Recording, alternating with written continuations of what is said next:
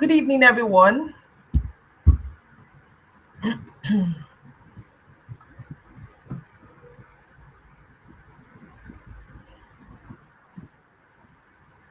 Good evening, everyone. You're welcome to the Purposeful Living Conference 2024.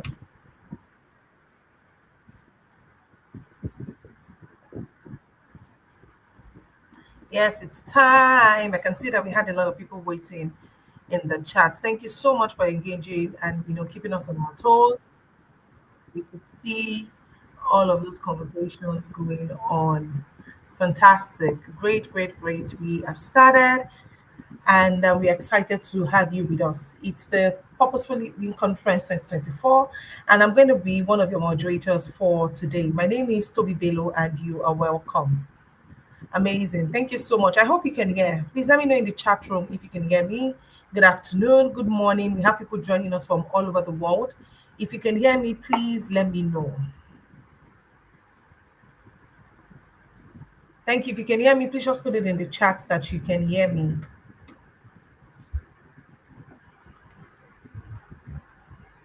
Thank you very much. You're welcome, Gift. Once again, my name is Toby Bello. Fantastic. Thank you so much. And for letting me know that you can hear me. You're welcome to this year's conference, and we have a whole array of speakers that will be, educating us for 2 days. Today has been dedicated for pastors, caregivers, parents, and everybody that has the best interest of children at heart. And it's good that you're here with us. But we have two things we'd like to get into before we start the conference proper. First things first, could you please let us know in the chat where you're joining us from in the world? We have people joining us from different parts of the world. You could just let us know your city and the country. So it could be Lagos, Nigeria. It could be Calgary, Canada. Let's know where you are joining us from. It'd be great to see your chat. Let's know where from the continent that you are joining us from. Like to see who is going to go first. Fantastic. We have someone join. We have Mokwelola joining from Lagos, Nigeria. Thank you so much for being a part of today's event. I know some of us are joining from the UK. We have a few persons from the US as well. Fantastic. Someone joining from Enugu. Great, great, great. Thank you. Let's keep it coming. While we are doing that, I would like to encourage each and every one of us to just copy the link to join and send it to loved ones so that we are not here alone. Please copy the link and share with your loved ones so that you're not just enjoying this all by yourself. Okay, for those who will not be able to watch now, if you let them know that there will be a replay for them to watch. Now, another question to us before we go into the conference. I would like to know, or I believe other people would like to know, what are your expectations from this conference? It's going to be holding for 2 days, today and tomorrow. Let's know, what are you expecting to learn? What is it that you're looking forward to, at the conference? Let's hear. I would like to read out like two, then I would go straight into our first guest. So, what are your expectations from this conference? What are you looking to learn? What are you looking to experience? Waiting to read like two comments, then we're going to go straight into the conversation. I want to believe that we are typing. I can see people joining us from different parts of Nigeria, Owerri, Imo State, Enugu, Anambra, and from Abuja. Fantastic. Thank you so much for joining us. Please would like to know, what are your expectations from joining this conference? Okay, we have someone. Amy is saying expecting a total transformation. Amazing. And your expectations will not be cut short. And we have one or two more. Clarity and path to follow. Amazing. Trust me, you're in the right place and you're going to get clarity to the questions that burdens your heart.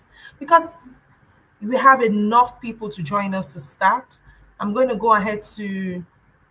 Oh, fantastic. I'm here to learn, relearn, and unlearn. Amazing, amazing, amazing. So we're going to be starting straight away, and I would like to make welcome the convener, Mrs. Madu, for our opening remarks. Please, let's make her feel welcome. Use the chat to clap, to celebrate, to cheer, as she comes on. And we're going to be having an introduction first.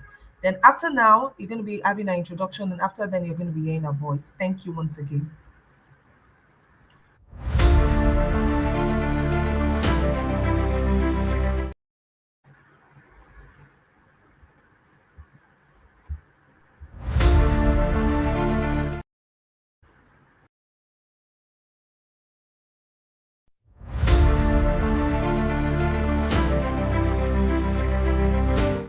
Oluchi Madu is a member of the governing body of Charles Lina Foundation, a non-profit organization she co-founded with her husband for the sole purpose of empowering youths to ascend the greatness ladder.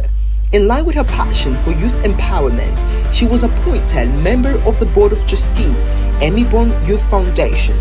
Oluchi Madu is a sought-after talent maximization coach who helps individuals discover, develop, monetize and maximize their talents and potential to create unique paths for successful and purposeful living.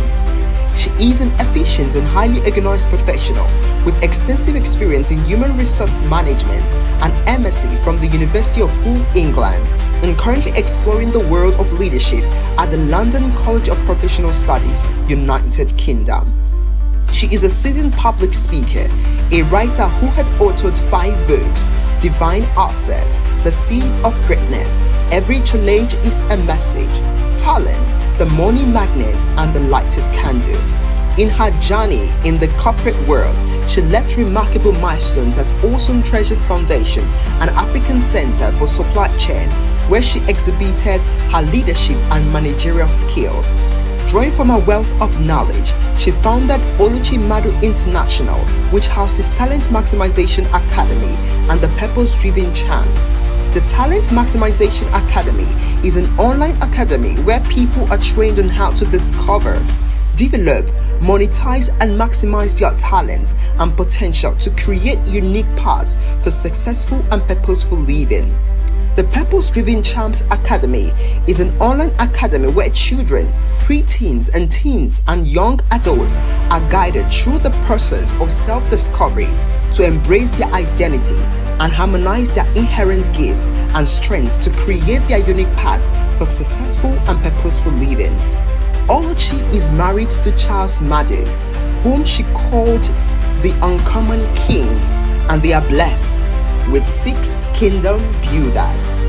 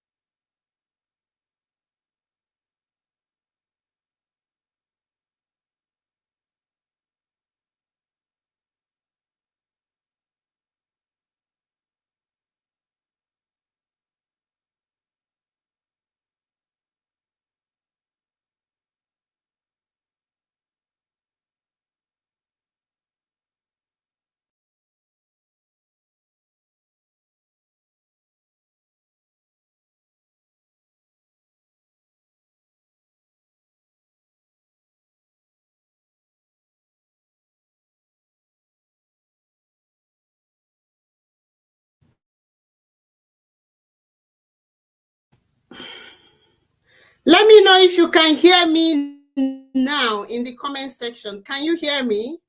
All right, beautiful. I'm so sorry about that. I think it was coming from my mic. So I started with a question. Oh, thank you. Glad you can hear me now. Assuming you are contacted by the President of the United States of America to train his child, you know how powerful the President of the United States of America is, and you were contacted to train his child.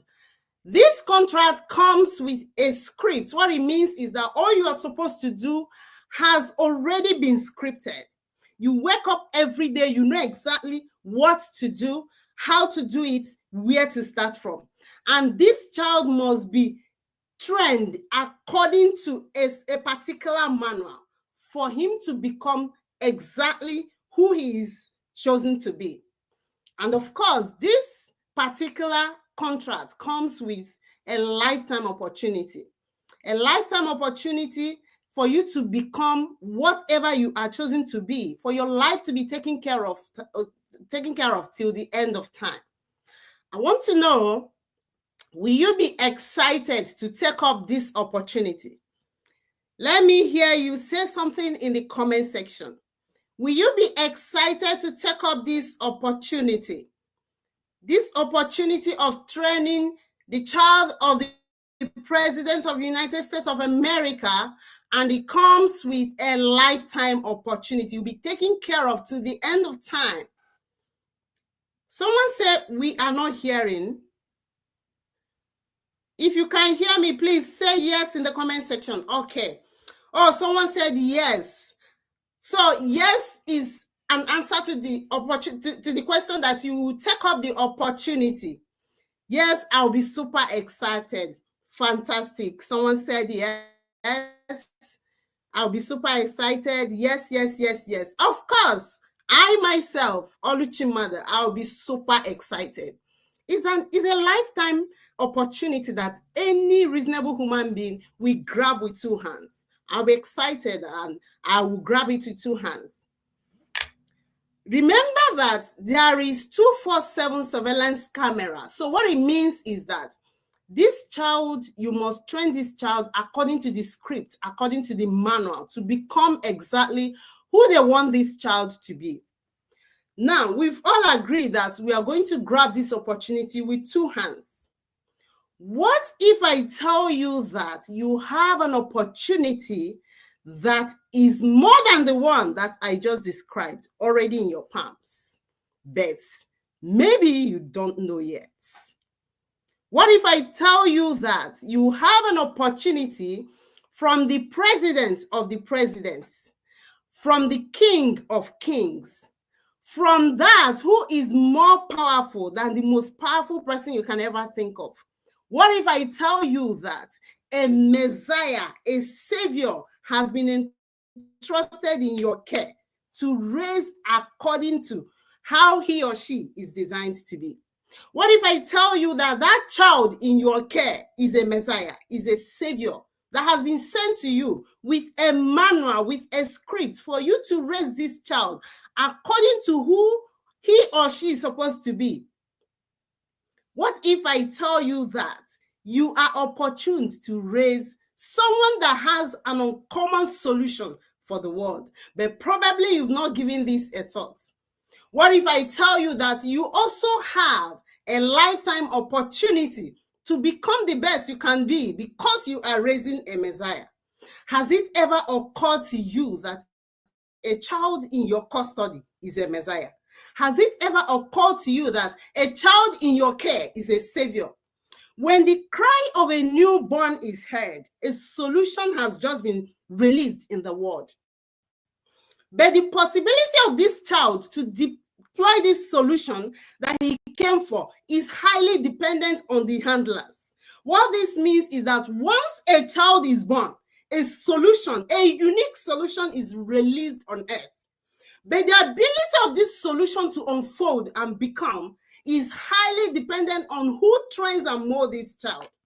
That is to say that it could be that a child in your care now is someone that is holding a solution for cancer.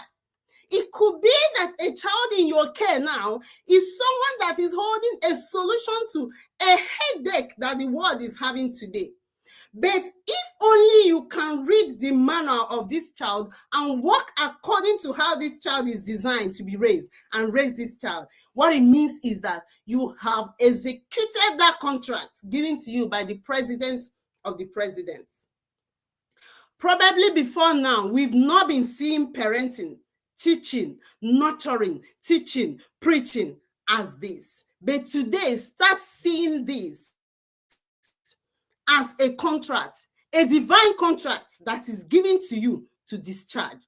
If before now, whenever you want to make a decision concerning a child, you don't feel a divine eye looking at you to know the decision you are going to make, I want you to start having the consciousness that whenever you want to make a decision concerning a child, there are divine eyes looking at you to know the exact decision you are going to make. I want you to start seeing yourself as the nurturer of a savior. I want you to start seeing yourself as the nurturer of a Messiah. But the question is, if I ask you, who exactly are you raising? I don't know how many of us will be able to answer this question effortlessly and get it right. Before I continue, I want to appreciate anybody and everybody that is nurturing somebody. I must tell you the truth. To nurture a human being is not a walk in the park. So if you are here, you are a parent, you are a pastor, a youth leader, a teacher, a school owner, a church owner, a head of religious organization, I want to celebrate you in a special way. Thank you for taking up this mantle of leadership. Thank you so much for all you do to ensure that whoever that is entrusted in your care comes out the best. But you know what? I must tell you the truth that the game has changed. Yes, the game has changed. I appreciate you for the knowledge you've been sharing, for what you've been doing. But if the knowledge you are using is an 18th century knowledge in 21st century world, then there is a problem. Because the truth is that you cannot raise a 21st century child with an 18th century ideology. There will be a problem. There will be a problem. So it is time for us to step up our game. The bird called Aneke said, since the hunter learned how to shoot without missing, that is wise for him to also learn how to fly without perching. Because once he perch, he will be shot to death. So what are we saying to ourselves today? The game has changed. The hunters are shooting without missing. They've learned strategies to shoot without missing. It is only wise for us to learn how to fly even without perching. So what it means is that we fly ahead of them. Waking up on social media and in the world of today, there are so many stories, very scary ones. Sometime in 2016, I went for a speaking engagement. And in that conference, I said that in 10 years' time, the prayer point of parents today will change. You know, then parents will be saying, oh, I don't want my girl child to have a boyfriend. I don't want my boy child to have a girlfriend. No, I don't want them to engage in sexual immorality with the opposite sex.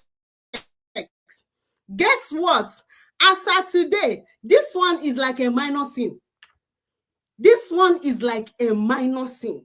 I told the congregation then, I said, go home and equip your young ones. A tsunami is coming and it's going to clear many young ones because the people of the underworld, they are running with a system. You know what? It's now that I'm beginning to understand what the Holy Book said about children of the world getting wiser than the children of the kingdom. They run with a system. They strategize, they plan and push out their system. But guess what we are doing? We complain. All of us, we complain. We wake up, we see an evil cartoon. We will rant on social media. Hey, Nickelodeon, Tom and Jerry, they are selling LGBT movement. What are we doing? After this complaint, what next? We'll wake up again. Oh, baby Niger, this thing is destroying the young minds. This, that. What are you doing? Have you even asked yourself, why am I here on earth? What am I supposed to do? So many of us are designed to create these cartoons we are talking about. When you see an evil cartoon and you are designed in that domain, create out something. Be the eleke that say that since the hunters learned how to shoot without missing, that you will learn how to fly without perching. Create out something and kill that evil you are thinking about. If you see something on social media that you see that is claiming the lives, come up, strategize, form something and match it. That's why I love something that Charles Awuzie did. Charles Awuzie saw Bibi Niger as something that is destructive to young Nigerians. He brought up something that looks like Bibi Niger, but something positive. He calls it Big Brain Niger. I love it. So a time is here for us to stop complaining. Complaints can never solve a problem. Action is what solves a problem. If you complain from now till the end of the time, it will not solve anything. But action is what solves a problem. Now, if I ask you, who is your child mentor? Who coaches your child?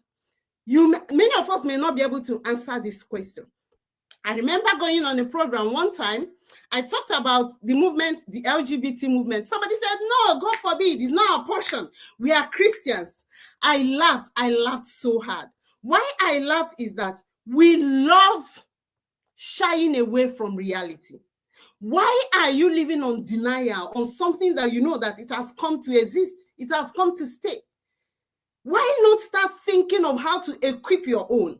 They have created their tribe. If I ask you, which tribe does your child belong? You may say, my child goes to Sunday school, he goes to church, and that's it.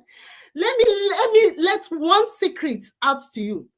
Every human being is designed to be a social animal. So what this means is that even the younger ones we are talking about, they need social activities. There is no human being on earth that will live a successful and happy life without associations, without network. It's not healthy. If you are raising your children to run away from friends, some of us will say, don't make friends, skill them. No, that is not it. What it means is that you are even creating more problem for your child. Because as a social animal, this child needs to mingle and mix up with others. But what you must ensure is that your child is forming a tribe, is belonging to a healthy tribe. So if I ask you now, which tribe does your child belong? Does your child has a tribe? Which tribe? What community? Who is your child's mentor? I once had a conversation with a parent. He said, my child doesn't need a mentor. He doesn't need a coach. I'm everything to my child. I just smiled. In as much as how good this may sound, we can be everything to our child. But I tell you the truth, every child needs a coach. Every child needs a mentor. Talking about mentorship, I am a product of mentorship. I am so glad to announce that even my mentor will be speaking today. And I've also produced mentees. So the word is designed in such a way that you find yourself, there are those that will be higher than you, and there are those that will be there. You take from up and you teach those that are down there. All our children, they belong to communities. They have mentors. There are things you will teach your child as a parent. It will get to a point. They will want to hear from outsiders. And let me tell you the truth. If you don't prayerfully and systematically condition their mind to find the right tribe, the right coach, and the right mentor, they will find tribe for themselves. And what they are likely to find, your guess is as good as mine. Now, today is the day that I've looked forward for, I've prayed for. And I see things that are going on in the world. The people of the underworld are creating systems. They are bringing up strategies, selling their ideologies, selling their narratives. Today, there is a version that the younger ones, that they want the younger ones to look like, what they see as beauty, what they call beauty. That's why you see young minds now, all their attention is how to look in a certain way, how to talk in a certain way, how to behave in a certain way, because that is what the world is selling to them. The next minute, the world is bringing another version they want them to become. And the most painful part of all these versions is that they are destructive. You see them going under the knife, liposuction, BBL, so many things, just for them to fit into, to conform into a particular version. They are told that this is what it is. For how long will this continue? For how long will this continue? And the truth is that any child who has not discovered who he is, of course, will fall a prey. And that is why the journey of purposeful living is coming into place. Because to raise a child who will swim across the murky water of this world, our target must be on raising purpose-driven children. How do you raise a purpose-driven children? Is guiding them through the process of self-discovery. Now, if you lack the knowledge of guiding your children or the young ones through the process of self-discovery, it calls for that knowledge. It calls for that attention that it's time for you to learn. It's time for you to learn like the eleke that flies without perching. It's time for you to learn to fly without perching, because the hunters are seriously hunting down without even missing anyone. So, what tribe is your child? Who is your child mentor? Who is your child coach? Who exactly are you raising? Do you have the manual of your child? Where does your child belong? Are you the type that say, I cover my child with the precious blood of Jesus? This one is not for us. I once said that when you behave like this, it's just like someone that is praying, wake up in the morning, you say, I want my child to become a medical doctor. You start declaring, kabashing and all that, without sending this same child to the university to study to become a doctor. It's a laughable thing. For me to really capture what it looks is for me to paint this scenario so that you know exactly what you do when you do like this. Our God says that knowledge. God talks so much about knowledge that he said that his people perish out of ignorance. Don't be among those people that will perish out of ignorance. This is why we have packaged the Purposeful Living Conference, so that we start having conversations that we need to have. The family is where all this starts. How is your family setting? What is the role of father? What is the role of mother? How much do you know about sexuality? Is there need for your child to find a community of like-minded young people? This is why we're also raising a purpose-driven generation, a tribe that will be so happy and proud to flaunt godly values. You can see that they are struggling. They are struggling to live out the truth that they know. The young ones are struggling to live out godly behavior. There are those, if they want to do some certain things, they will hide. They won't be proud because the world has painted that is not cool. Godly values are not cool. So we want to raise a tribe that will be proud to project godly values, that will be proud to, instead of flaunting all the external things that they think are the things that should be flaunted, they will flaunt their content. They will discover who they are. They will discover their inherent gifts, their abilities, their strengths, their uniqueness, and be able to stand against any negativity. Because when a child is equipped to understand who he is, of course, nobody will come and push the child around. It takes discovering who they are to be confident enough to say no to some things. When somebody will come up with an idea, or you need to cut yourself to look in a certain way for you to be accepted, they will be able to say, no, that is not beauty. That's not what beauty is. This is who I am. This is my uniqueness. This is my ability. I don't need to look like you to really describe the word beauty. I need to be very comfortable in my own skin to describe the word beauty. So, are we ready to start this conversation? Are we ready to say we are tired of complaints? Are we ready to say we are tired of saying, oh, there is evil cartoon, there is evil program? Are we ready to start thinking, to start creating systems, to start creating strategies? Are we ready to start creating tribe? Are we ready to start strategically forming the of the young minds to start attracting them to the right things, finding godly mentors and coaches, finding godly communities for them to identify themselves? Because the truth is that if you do not, they will find a tribe, they will find a coach, they will find a mentor. And who that mentor, that coach, that community is something that will be questionable. Because if you don't equip them, they are going to equip themselves. I tell you, there are so many scary informations out there. And don't allow them to get hold of those informations before you start giving them the right one. Let the right one be the basic. Let the right one be the basic. Let the right community be the basic. Let the right coach be the basic. Let the right mentor be the basic.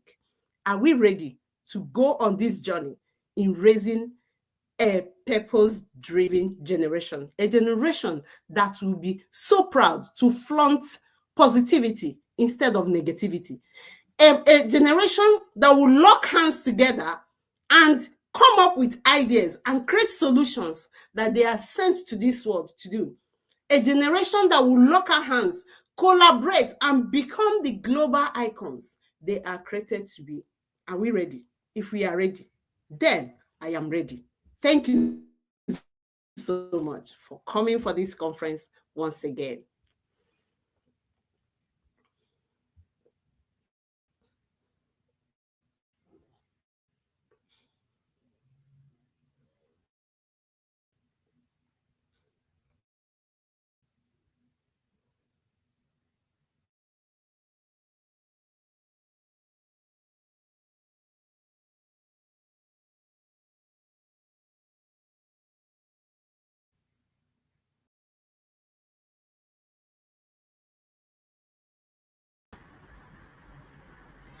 Amazing. Thank you very much, Mrs. Madu, for that electrifying welcome speech.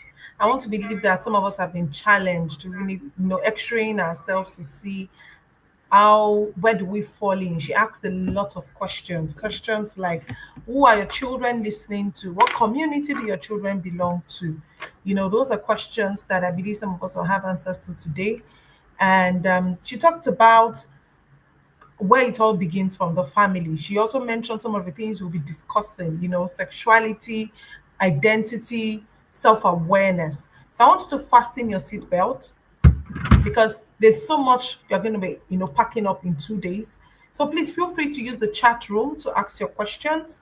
After each speaker's talk, you have the opportunity to ask your questions using the chat, and they will be able to answer, as much as they can within the time that is allotted to them. So if you have questions for Mrs. Madu, please just put them in the chat room, and she's able to answer them when she can. Okay.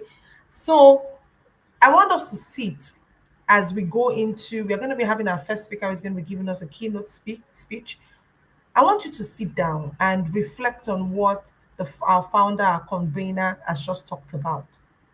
Where do you fall in? Have you been complaining? Have you been, just asking questions, um, giving people things to think about, looking at things from the angle of negativity? Are you someone who has been in that, space and mind set?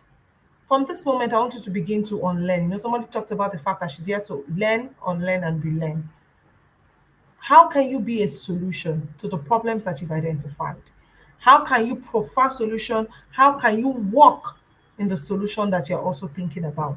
So one of the challenges that we're going to be giving ourselves today is that aside doing the talk, we're going to be walking the talk. We're going to be bringing it from talk into action.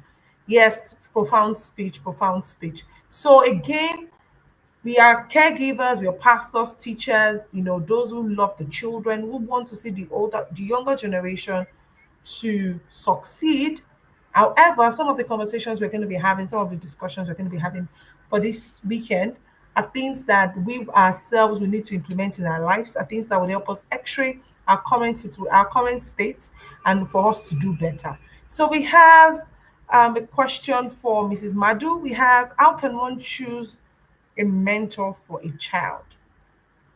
How can one choose a mentor for their child? So Mrs. Madu is going to be attending to just this question, and we're going to be moving to the next speaker. We can have Mrs. Madu on now to answer the question, how can one choose a mentor for their child or a child?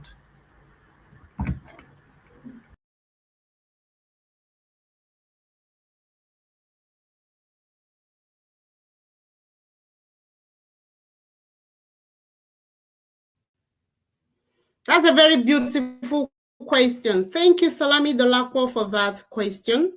Yes, I've also had people ask this question severally. Choosing a mentor for a child also means that you know what mentorship is all about. You are also an advocate of mentorship, because you don't want to choose someone that, in the process of trying to save a situation, you also create more problems. So choosing a mentor for a child means that you will know who you want to choose for your child. There are certain things you have to ask. First of all, who exactly is your child? When I use this question, who exactly is your child, what it means is that, what are the inherent gifts your child have? What is your child talent? What is your child ability? What is your child's strength? What are the desires of your child in terms of interest, passion? Who does your child want to be? You know, the step of self-discovery is a very long one, is a very vast one. So to an extent, you're supposed to know your child, know your child's strengths, know your child's interest, know your child's talent, inherent gifts. That's when you will say, okay, I know someone that does so that my child has interest on. And don't just choose the person because the person does so. Look at the character of the person. Mentorship should go beyond, there are some of us that we mix mentorship and coaching together. They are two different things. Mentoring and coaching are two different things. You may say, okay, I want my child to write, and you get a coach for your child just to coach your child how to write. But mentorship is, I want my child to live the kind of life that you are living. So it means that you will go out also to have some list, then start scrutinizing this person, make research, do a research on these persons. And I also always say that mentorship must not always be one-on-one, face-to-face. Your child can get a mentor through books, through materials. There are people that have read some of my books, and they will write to me, oh, this is what I've learned a lot, all the things you've said in your book, I'm implementing them. That is mentorship as well. Then if you're looking for one-on-one mentor, you must ensure that this person is living a life you would want your child to adopt. Don't just pick anybody, or maybe because somebody is doing a particular thing, oh, this person is a writer, I want this person to mentor my child. There is a difference between coaching and mentoring. You may be wanting a coach, but when it comes to mentorship, what it means is that you are looking for someone whose life is not dented, whose life speaks volume about integrity, who you would want your child to be like. So that is how to choose for a mentor. And of course, prayerfully, everything you are doing, you involve God. And of course, you get it right. Thank you.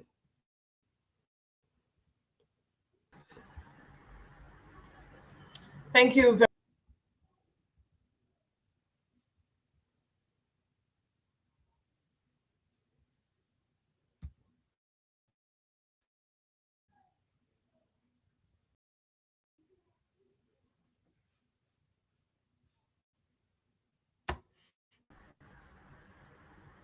Thank you very much, Mrs. Madu, for that beautiful response to the question. We have one more question for you, but because of our time, I would like to encourage Tochukwu David to please send that question to the conference WhatsApp group so that that question can be attended to.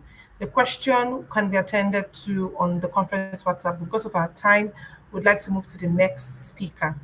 Yes, one of the points that she made when answering that question is there is a difference between mentorship and coaching. Okay, so we're going to be moving on to the next speaker, who happens to be our keynote speaker for this conference. Please make welcome Mr. Ifeanyi AC Eze. He's going to be talking to us about family, where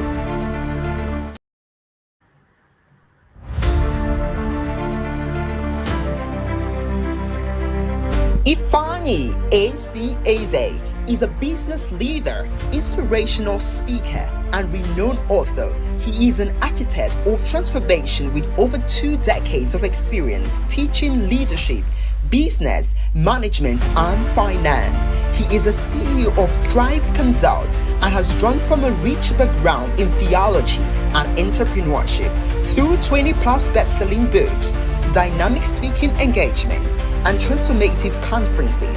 He has empowered thousands to reach their full potentials and ignited the success of individuals and businesses. As the convener of the CEO Success Summit, CEO Inner Circle webinar, and Inspire African Project Conference, Ifeanyi ACAZ creates spaces where ambitions becomes reality. He's not just a catalyst for change, he's the spark that lights the way to success.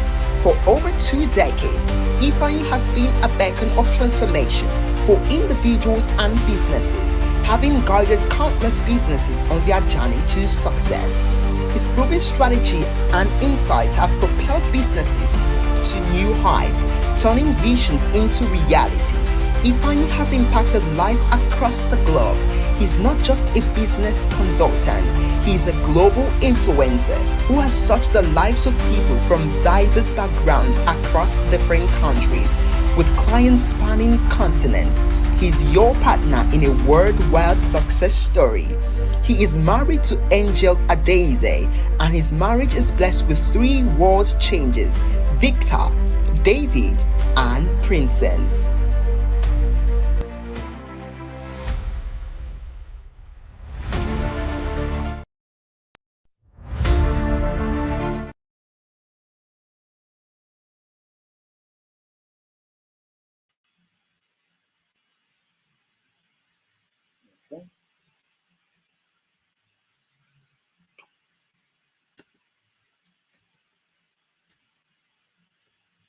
Okay, good evening, everyone. Please, can you hear me clearly before I start? Please, I would like to be sure you are listening, you are hearing me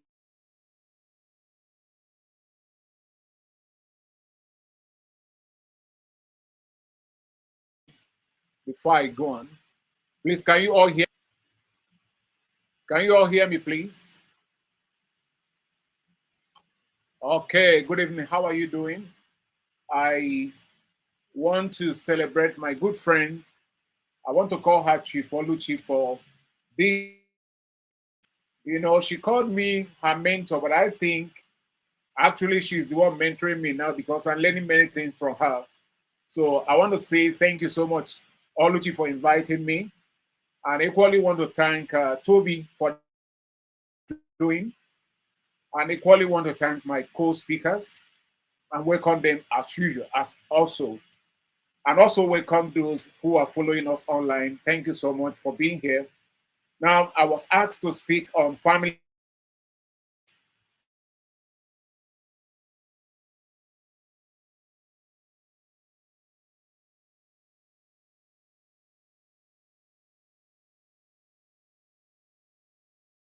issues and also helped me to understand that the family is actually the epicenter of everything that happens in this world. I usually say that the family is a powerful force. And that is why the devil and his agents hate the family with passion.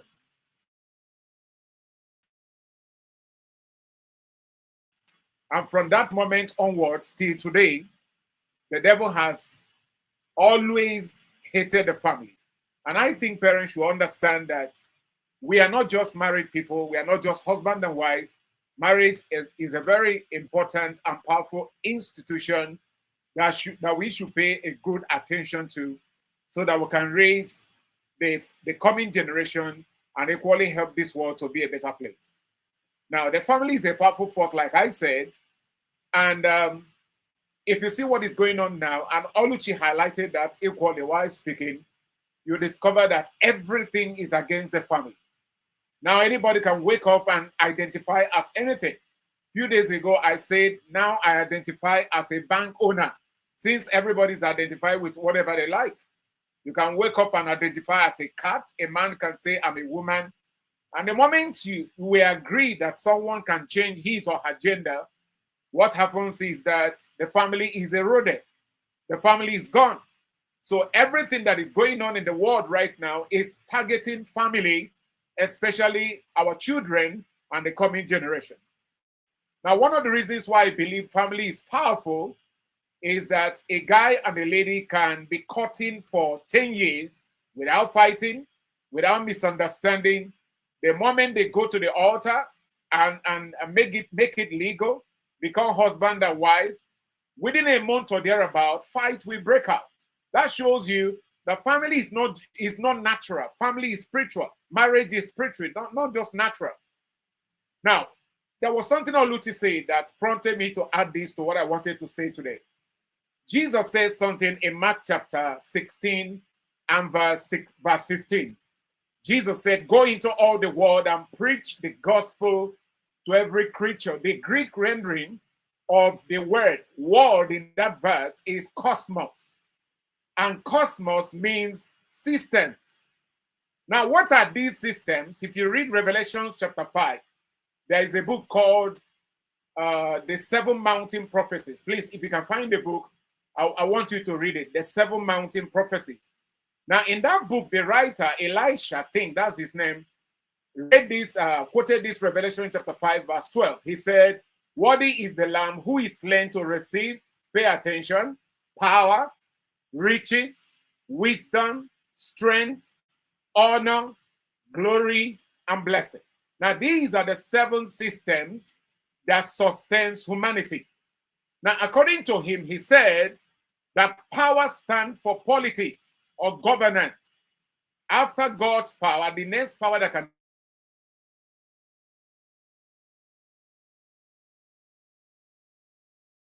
stand economy controls your economy, will determine how far you will go in life, and will also determine whether you're going to be wealthy or poor in your generation. Wisdom stands for education. Strength stands for family. And that's why I love what Oluchi is doing with this movement. We really need to talk about the family, because as it is now, many crazy things are going on. She talked about cartoon. The other day, my children and I were watching something on one of the cartoon networks, and I couldn't believe what I saw. Crazy stuff going on in our world. Strength stands for family. Honor stands for religion. Glory stands for celebration, arts, and entertainment. You may think your child is still the person he or she is, but you don't actually know that Beyonce and Rihanna are actually mentoring her. Because why they plug those things in their ear from morning to night, you don't actually know who they are listening to. So that is why your daughter wants to look like Beyonce. That is the influence of celebration, arts, and entertainment. The next one is glory. That's arts and entertainment. And the last one is blessing. Blessing stands for media. Now, these people we are talking about are usually called in the alphabet people, have strategically taken over about 4 systems.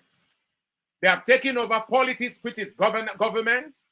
They have taken over education. They are writing books telling young people, toddlers, children, that a man can be a woman and that you can masturbate. I watched something online the other day, and someone in America, a parent was complaining that the children in primary school, can you imagine where they are catching them young? In the primary school, they were teaching, they had a conference, and the focus of the conference was how to masturbate. So these people have captured government, captured education, captured family, captured religion. So now in the West, we can talk about it because of where we are. Some of us who are in the West may not say things like this openly. So now there are things you can't say as a pastor, as a minister of God. And they have captured arts and entertainment. So now they are using these systems to manipulate humanity. And so I'm calling on everyone, if you're a Christian, you believe in Jesus Christ, I want you to do what Oluchi is doing. Take a system or occupy a system for God, because these people are corrupting it. And before you know it, our children will begin to behave like crazy people, and you'll be one. Actually, what they learn television, from social media, or from whatever channel they learned it from, or whatever platform they learned it from.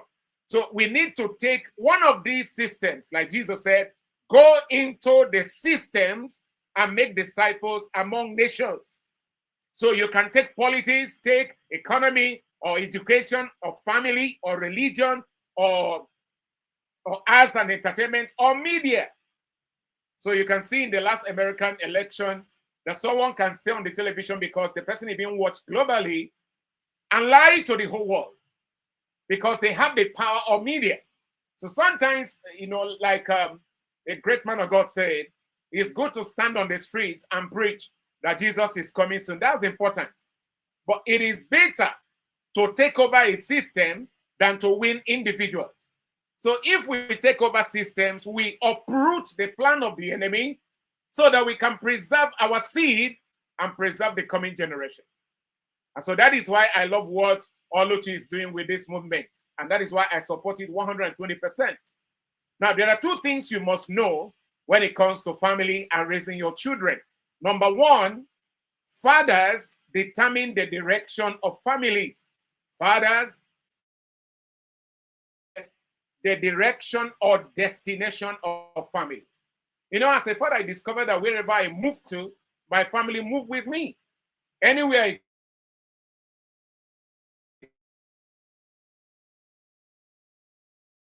I studied the word father, I discovered that father means that father is not just a father. Father means a source, a progenitor. In other words, as a man, as a father, a generation is coming out of me. And what I put into that generation will determine what they will become and what their children will become. What bothers me as a father is not just mentoring my children, but what will happen after my generation? What will happen to their own children? Because if I don't get them right now, they will not know what they will say to their own children. So that's why I started in my family what I call wisdom from my father. So I gather 3 of them once in a week or thereabout, and I teach them wisdom in different areas. The last one I taught them was about sex. And you don't say to your children, don't sleep with anybody. Fornication is sin. It won't stop them from sleeping with somebody. I simply told them, because they are now young adults, I said to them, sex was created by God. As a man, you may have erection. As a girl, you may feel you want a man. It's natural. God put it there. It's not the devil. But now you need self-control to hold it until you get married. Do you understand what I said? They said yes. Because I didn't just say, don't embrace a man, you get pregnant. That's absolute nonsense. I say to them, desiring to have sex is natural. God put it there. That's part of my mentorship. It's God that designed sex. It's not the devil. Having the urge for sex is natural. But I told them, now you need one of the fruits of the Holy Spirit, self-control, so that you can hold it down. So fathers have a serious job to do. I'm sorry to say, I'm a father also. In many families, women are leading, not the men. Women are the leaders. They are the ones that lead prayers. They are the ones that study the Bible, that do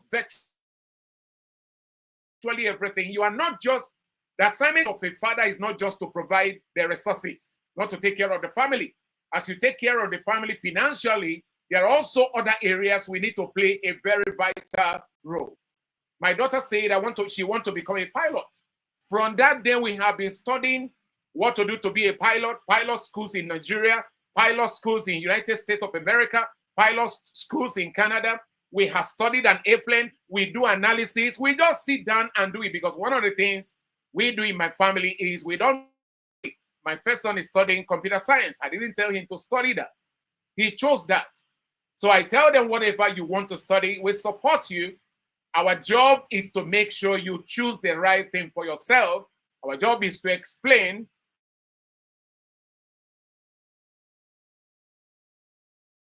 the choice. So fathers should pay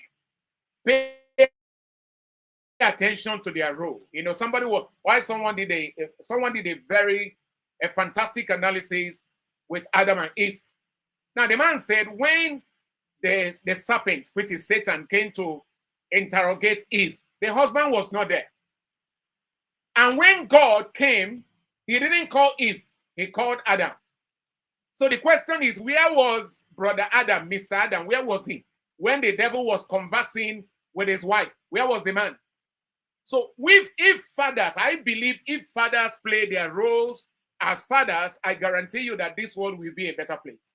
So father means a source. Father means a nourisher.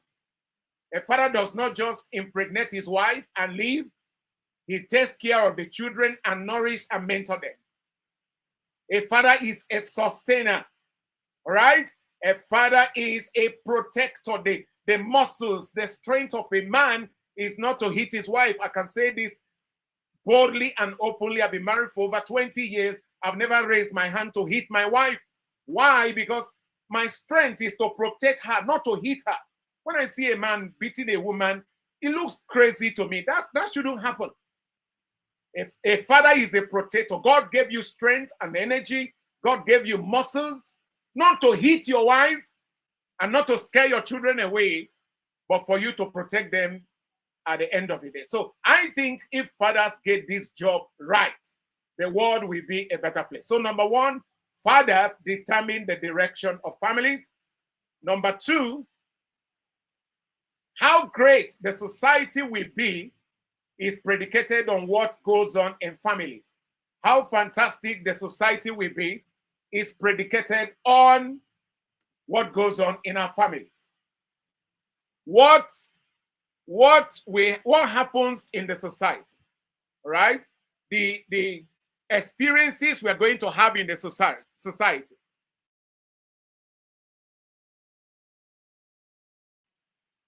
In other words, if we don't get the family right, the world is going to pay dearly for it.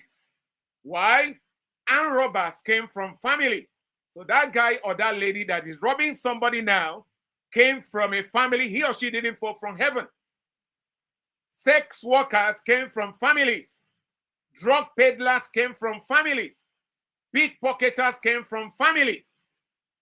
It is our job to understand that we are not just raising our children, we are also determining what the society will look like by the values we inculcate or help our children to imbibe.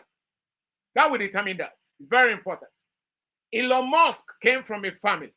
Whether you are good or bad, a criminal or not, you are from a family. So every parent should understand that how great Nigeria will be is predicated on what goes on in our individual families.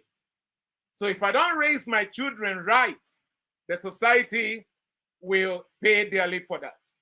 If I don't train my children, if I don't help my children to love God, love humanity, respect the elderly, if I don't do that, I have failed, and also have failed the society. So that is why it is very important that we take this seriously. Whatever is deposited in will be delivered to the society. So whatever we are depositing in our children now is like a pregnant woman. At the end of the day, these children will go into the world and deliver those things we deposited in them there. So the child who steals, we meet our children in the same school. The child who lies, we meet our children in the same school. The child sleeping around at the age of 9, we meet our children in the same school. So at the end of the day, whatever we do in our families will be seen in the society. So that is why I beg every parent, myself inclusive, that we should take up this job and do it very well. The greatness of humanity is dependent on families. How great the society will be is predicated on families.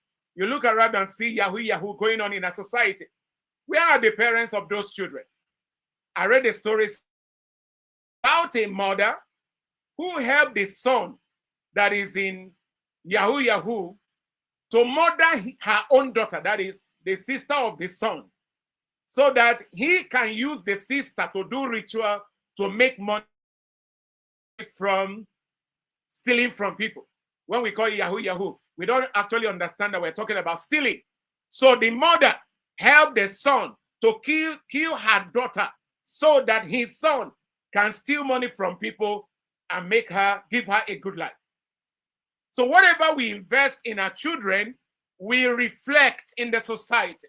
So if you're a parent and you're following this, I want to say to you that whatever you do to those children will be seen in the society one day.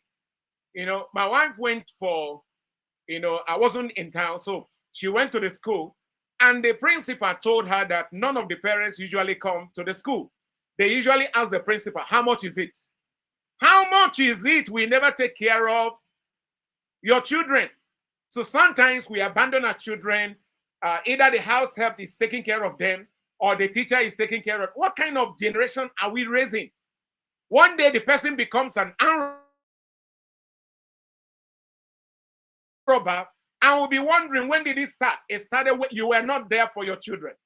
Now, in conclusion, within the next 5 minutes, to transform the lives of your children and raise a godly and outstanding family, I want to say the following. Number one, learn to praise. To praise your children. How do you usually talk to your children? Emeka, the way you are behaving, one day you are going to end up as an arm robber. What kind of parent is that? Praise.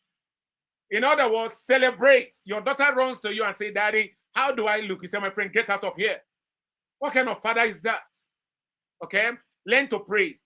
3 factors influences what a child will be under number 1, which is praise. A is praise, right? You look beautiful and you hug the child and you want to listen to the child. Initially as a young father, I found it difficult to listen when my children are saying something. But one day I said to myself, this is not right. Whether they are making sense or not, listen to them. You never know what they are going through in school. And so now I can pay for a bus to be picking them from the school, but I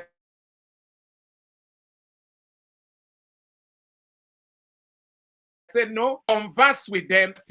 What are you guys going through? What are the challenges? And we usually have fantastic conversation in that vehicle. It's very important. So praise. Another thing that influences children negatively this time around is labeling.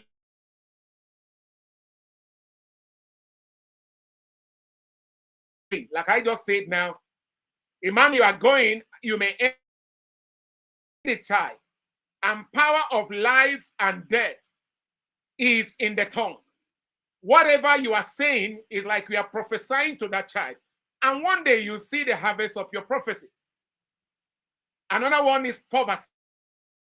By all means, I say this to every parent. By all means, please do all you can to give your children an advantage in their generation.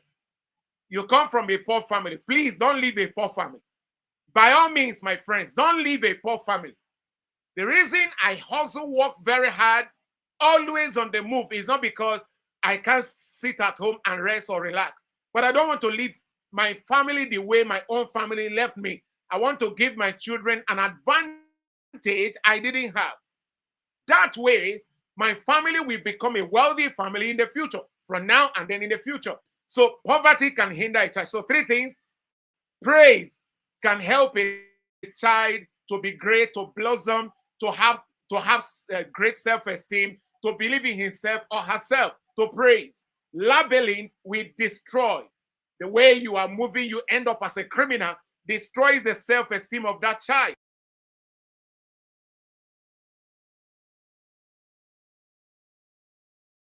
Cycle. a child is born in a family. Because of poverty, he was limited in school. He struggled to pass. They paid the fees late. Sometimes he was in school, sometimes at home. In that state, he came out with a poor.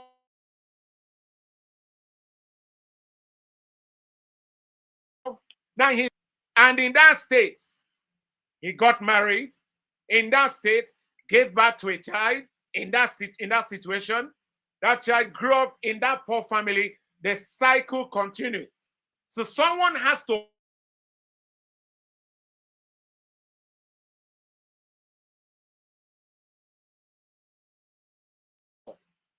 Number two, quickly, I can see my time is 10 minutes to go or thereabout. Discipline is different from wickedness.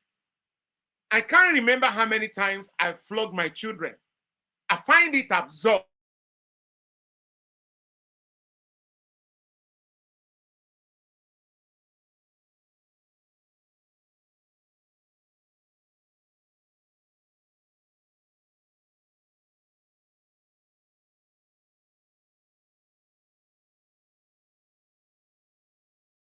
There are different ways to punish a child. You must not flog it. Don't be wicked to your children. As a parent, love your child. I've seen some parents beat their children and injure them. Where we used to live, somewhere in Lagos. Flog the child.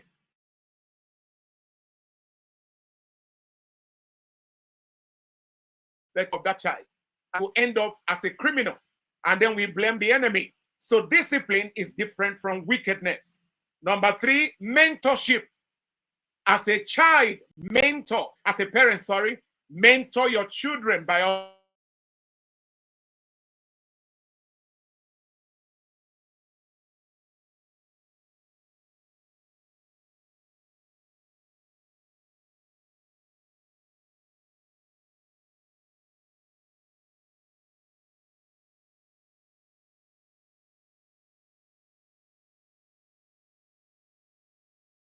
Me, three of my children.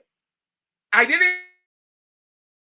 the talent inherent in them, the skills they have, the abilities, because you see a child, he's with other children, and every other child is following that child. As a parent, you should know that's a sign to something. You discover that your child is always quiet. I'm a very quiet and reserved person. So I know at least one of my children will be like myself. And I found out what that one is going to be by observation. So take time to observe. That is mentorship there. Allow the champion in your children to manifest. And finally, I've already said that number four, monitor to ascertain, thank you, monitor to ascertain talents, abilities, skills, and inherent qualities. Monitor to observe that. It is your job as a parent. Monitor your children, observe. Now, I want to conclude with this. I see parenting as a call. Just like someone can be called to be a pastor, to be an evangelist, I see parenting as a call. In other words, whatever I do in my family, that my small family, will influence generations. Now, the man who strapped bomb on his body and then went into a place and killed people came from a family. Someone deposited something in that child or in that man while he or she was a child that led to what that person became in the future. Please, parenting is a call. I want you to give it your best shot. Take care of your family. It's good to make money. Like I said, we need to make money to give them a good life. But please, why doing that? Endeavor to be there. Endeavor to mentor them. Be a father. Beyond being a father. All right? Love them. Once in a while, embrace your children. Like they always say, the father is the first boyfriend of the daughter. So that's what my daughter is to me. We are friends.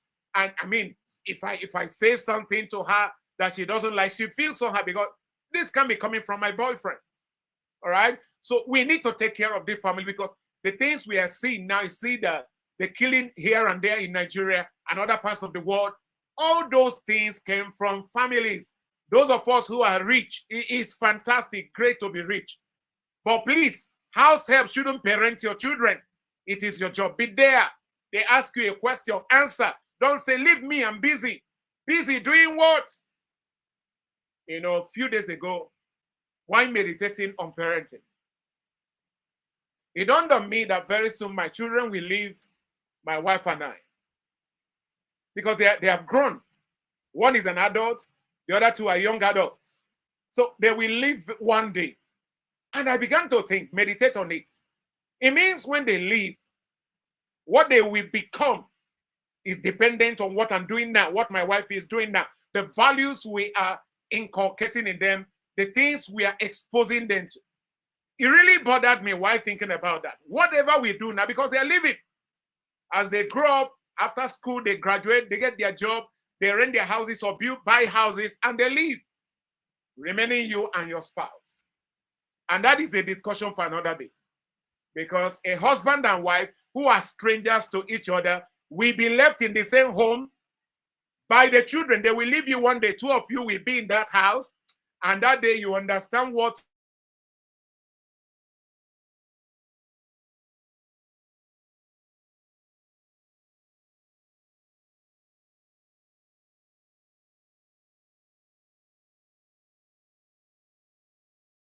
every day. So sometimes it can make some of us who are writers to abandon our spouse. So I'm learning. So I'm learning from all people like Oluchi and my good friend Frank.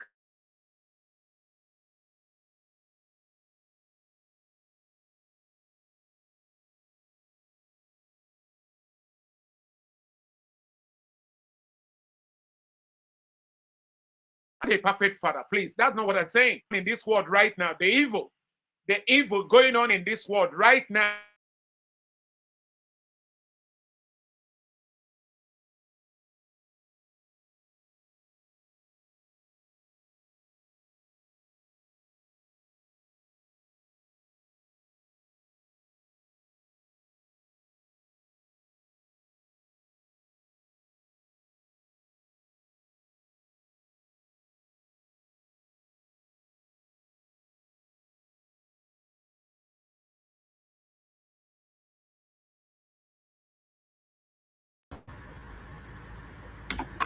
Amazing. Wonderful conversation we've had so far.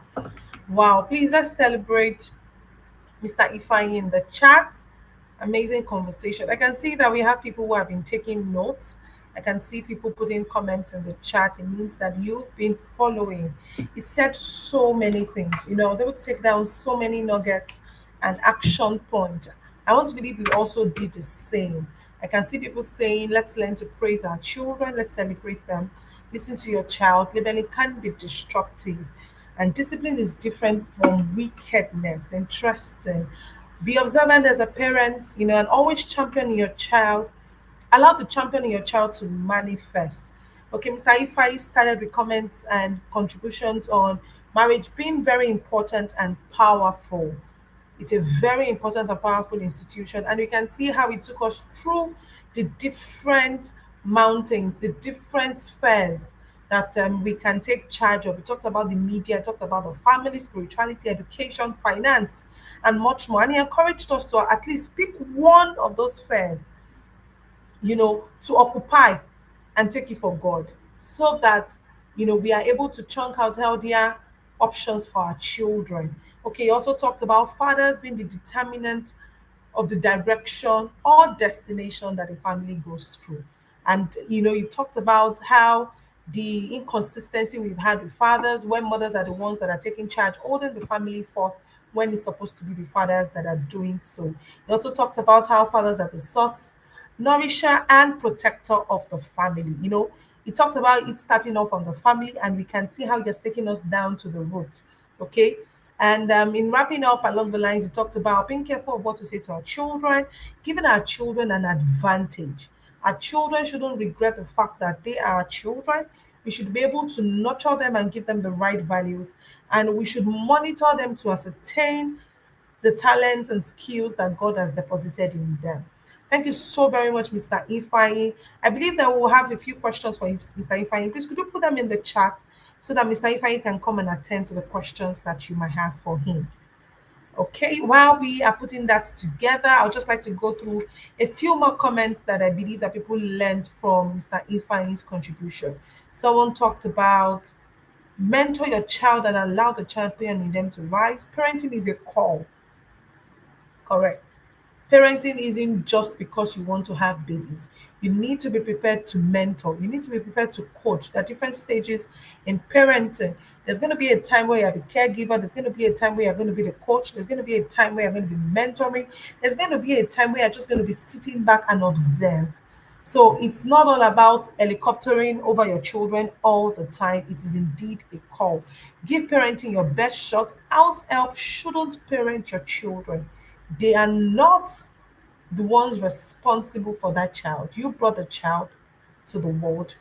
Your level of responsibility for that child is more than what they have for that child. Always be there for your child. Amazing. Okay, Amy is asking, could we please get the title of the book Mr. Ifeanyi recommended and the author? Yes, I got it. Said Seven Mountains. Mr. Ifeanyi, please could you help us with the name and the author of the book that you recommended? Thank you very much, Amy, for bringing that back to memory. Thank you very much. Mr. Ifeanyi would love if you get us the name of the book and the author. We are going to get it right to you shortly. If you're on the conference WhatsApp group, I believe it's going to be posted there as well.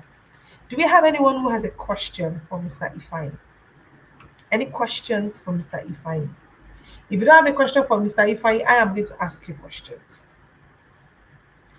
Mr. Ifeanyi, I remember at the beginning of his conversation, he was talking about the mountains and he was giving us different alphabets and what they mean. So who can tell us what S means? Anybody remember what he referred to as S? So please feel free to put your questions in the chat. We would like to hear from you questions that you might have for Mr. Ifeanyi. Amazing. Salami Dolapo is asking, how can a mother raise a child that does not have a father? Okay, Mr. Ifeanyi, please could you come in now and answer the question, and maybe one or two more that might come in while you are answering this. All right. Thank you so much, Salami. If you're a mom, your mother, and you don't have your child do not have father, well, I think two things will happen. Firstly, you are going to be a mother and father at the same time. But most importantly, get a mentor, a father figure into the life of that child. I've discovered that is very difficult for any of the genders to play each other's role. I can't play the role of a mother, and I can't. My wife cannot play the role of a father. So while you are trying to be a mother and father to the child at the same time, I also advise you get a mentor, a father figure. It can be your brother, your younger brother. I don't want to say men of God because many things happen now. We hear a matter of stories. The person must be a good person, like Oluchi said, an honest person, someone you can vouch for. So there has to be someone that can mentor the person. But conclusively, I would like you to enroll the child to Oluchi's training and mentorship. I think that's the right thing to do because she's one of the best, in fact, the best when it comes to this area. So talk to Oluchi and her team, and see how you can enroll the child in the academy. Thank you. Thank you very much, sir. We have another question for you. You mentioned about taking charge of systems. How can a person take charge of a system? Okay, thank you so much. I'm a preacher of the gospel. I preach the gospel. But I discovered that, of course, if you're a preacher of the gospel, already you are occupying a system, a sphere, like you say, already occupying religion. Because religion influences most of the things that is happening in this world today, or most of the things that are happening in this world right now. Wars, acrimonies, and all those things. Let's don't just go there. But I also decided that though I preach the gospel, I can equally occupy another sphere, which is business. That is economy now. So while I preach the gospel, I'm also a consultant. I have a consulting firm. I've written about 24 books in different areas of life, business, finance, capacity building, etc. So what you need to do is to study yourself. I would like you to get Oluchi's book on talent. Read the book, ascertain the talents inherent in you, find what God deposited in you. When you discover that, whether it's speaking, running, if you watch the last Olympics, you see what the Christian athletes did. They were the best. The lady that won, I think, 200 meters race, the lady that won the 400 meters, what's the name again? They came out openly. While the journalist was interviewing them, they said, I'm a Christian. One said she's a Nigerian, but she represented Germany. She said, I'm a member of the choir in my church. So they are occupying entertainment as an entertainment, but they are using it to glorify God. So the point is, if you're a teacher, for example, you are in the education sphere, use that platform to mentor children, to raise giants. Beyond collecting salary, use it as an opportunity to influence the next generation. So what it simply means that wherever you find yourself in any of these 7 spheres, you find yourself, use the opportunity to make an impact there. It might think that impact is small, but if you can transform the life of a child or the life of an individual, that person will go on to transform the life of a generation. So I think that's what you need to do. It's not actually difficult. Find the sphere, the area you think you can function effectively, go in there, be the best, all right? Show them the spirit of excellence. Stand out in that particular sphere. And when you do that, people will like to associate with you. That is where the transformation of that system comes in. That's what it should do. Thank you. Thank you very much, sir. We have more questions for you. I'd like to encourage those that ask the question to please put it on the conference WhatsApp group. That way, we're able to speak about it extensively. We have a question that says, how can one correct a child who is almost out of the line? And are there systems in place for boy mentorship? The women and girls have a lot. I can't seem to find one for the boys. This is going to be a very wonderful conversation starter on the WhatsApp group that has been created for conference participants. Our media team is going to be posting it on the chat, in the chat on YouTube, so that you can join the group if you so wish. Because of our time, we're not going to be entertaining more questions for Mr. Ifine. Please, let's celebrate him in the chat. Thank you so much, sir, for that wonderful and rich discussion on family, where it all begins. Please, let's celebrate Mr. Ifine. Okay, we're going to be moving next to the next speaker, and he's going to be talking to us about raising a purpose-driven child. Make welcome Mr. Frank Chima Okorie. Thank you.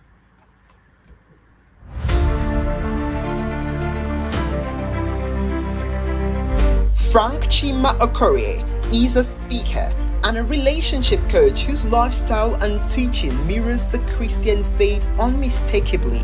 He studied history and diplomatic studies at the University of Port Harcourt, Nigeria.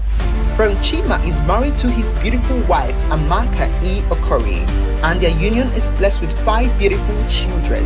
He is the founder and president of Royal Harvest Family Foundation, NGO, whose core objective involves preparing singles for outstanding marital success, helping couples in strengthening their marital bonds and enjoying their union to the fullest, and equipping young people to explore and maximize their youthfulness as they aim at yielding the fruit of usefulness on all fronts.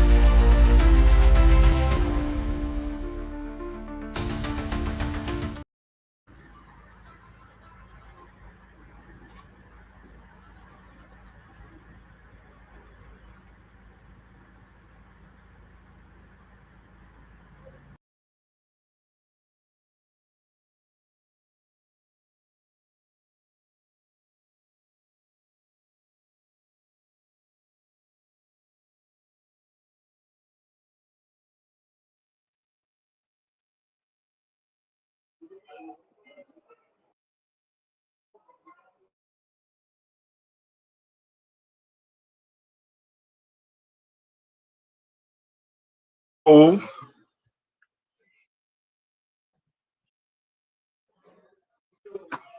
on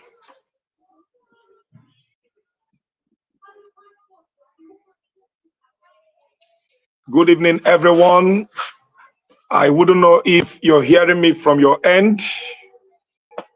I've been following up. And especially the last session was heavily loaded.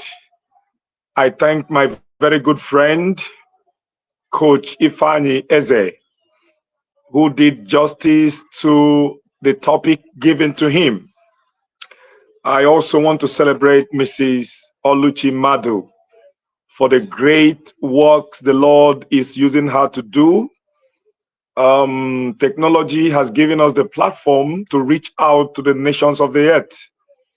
And I'm sure people are connected to this program from various nations of the earth. Without wasting any further time, without taking any further time, permit me to also appreciate the moderator, our sister who has been there moderating the sessions for today.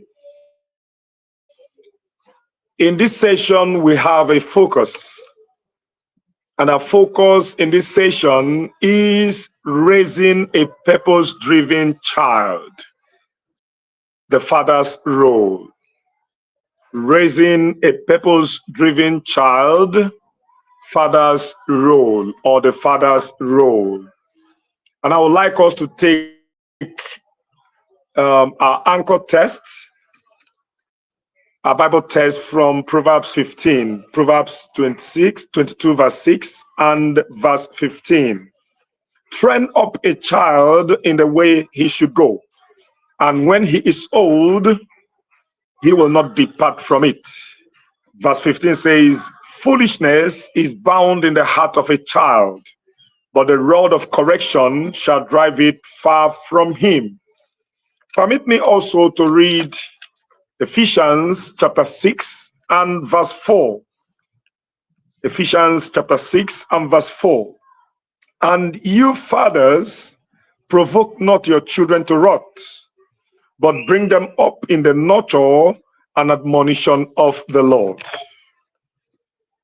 Our focus, as I've said before now, in this session is raising a purpose-driven child, father's role. Raising a child properly has always been a serious assignment. It is something that has to be done intentionally, thoughtfully, and diligently. As I ponder on the focus in this session, I see a higher demand on parents. We are not just called to raise our children. We are to do it with a stronger sense of responsibility in order to have purpose-driven children. So it's not just about having children, feeding children. We have a calling, we have a mandate.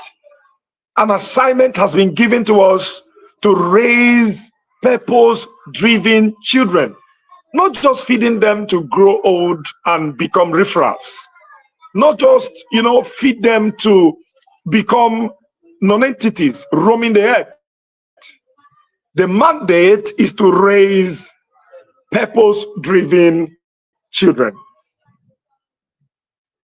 One of the thoughts that is very strong on my mind is, as parents, are we purpose-driven? It takes a responsible, organized, and purpose-driven parent to raise a purpose-driven child. Is parents feeding their children and thinking they are raising the children? The child you feed grows old. It is the child you train that grows up and strong. Our first anchor text opens our eyes to what raising a child actually implies. If you go back to that scripture, Proverbs 22 verse 6, it says, train up a child in the way he should go, and when he is old, he will not depart from it. Although the emphasis is the role of fathers, but I need to build a foundation before we now begin to talk to our fathers, before I will now start talking to my fellow men who are fathers in their various homes.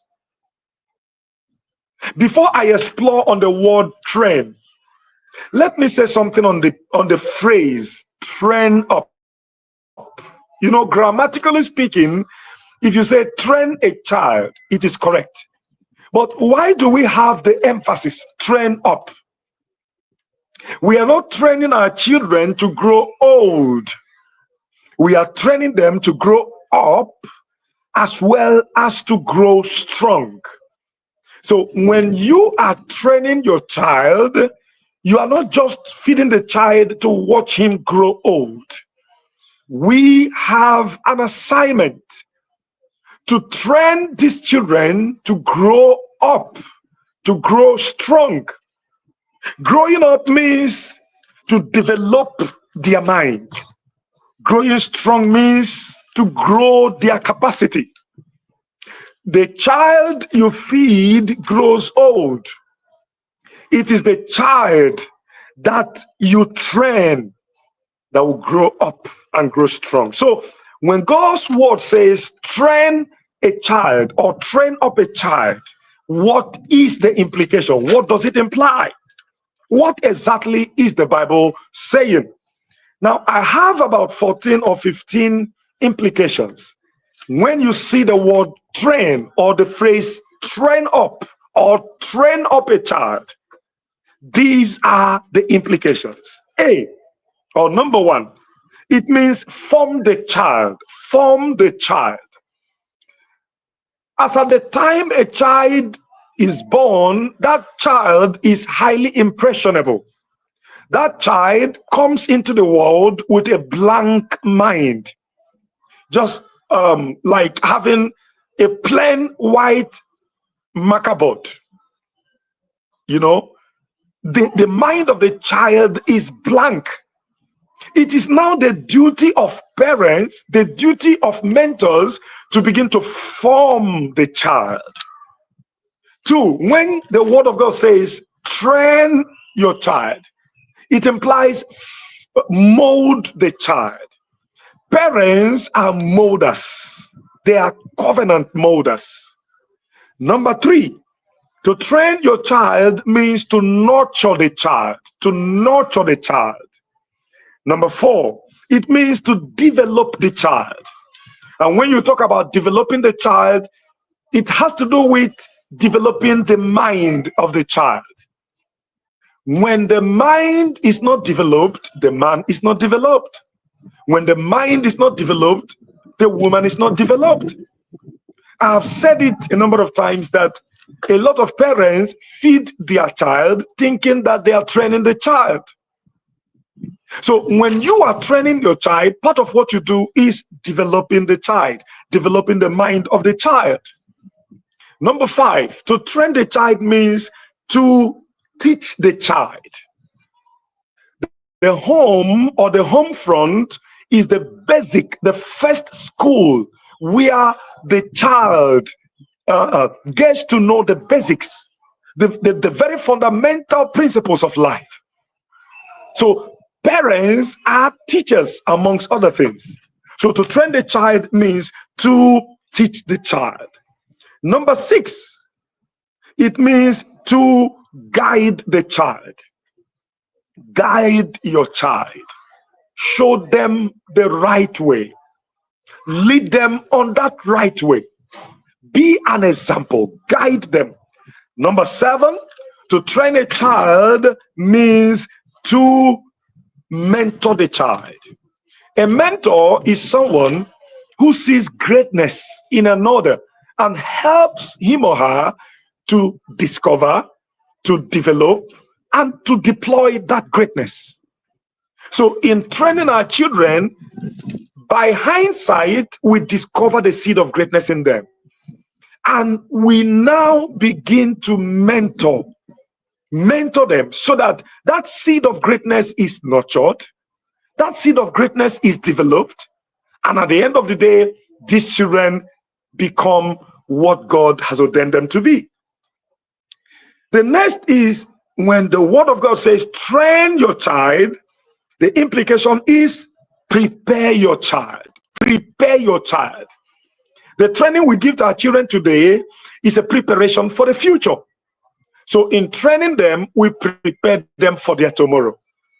When you are able to train your girl child, you have succeeded in preparing her for her future marriage, for her future career, for her future business, and for whatever she might face in her future.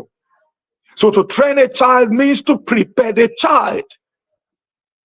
You prepare the child by instilling in him or her the right principles, the right philosophy, the right values. And this child will grow up to become the champions God has ordained them to be.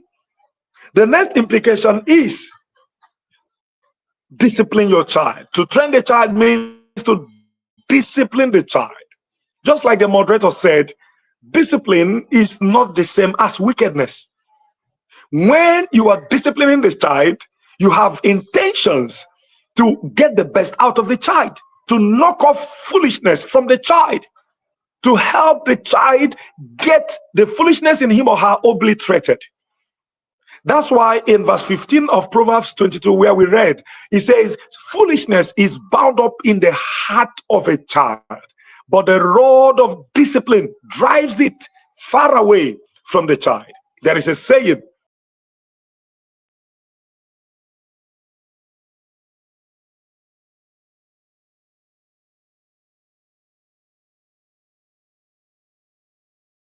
away, far away from the child.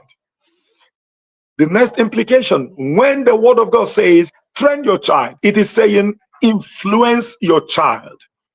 We are models to our children. We are examples to our children. If our children see good examples in us, they will definitely become good people. But when they see bad examples in us, they are going to become bad people. Note that our children copy faster what we do than what we say. So if you tell them not to steal, but you're stealing, they are definitely going to learn how to steal. If you tell them not to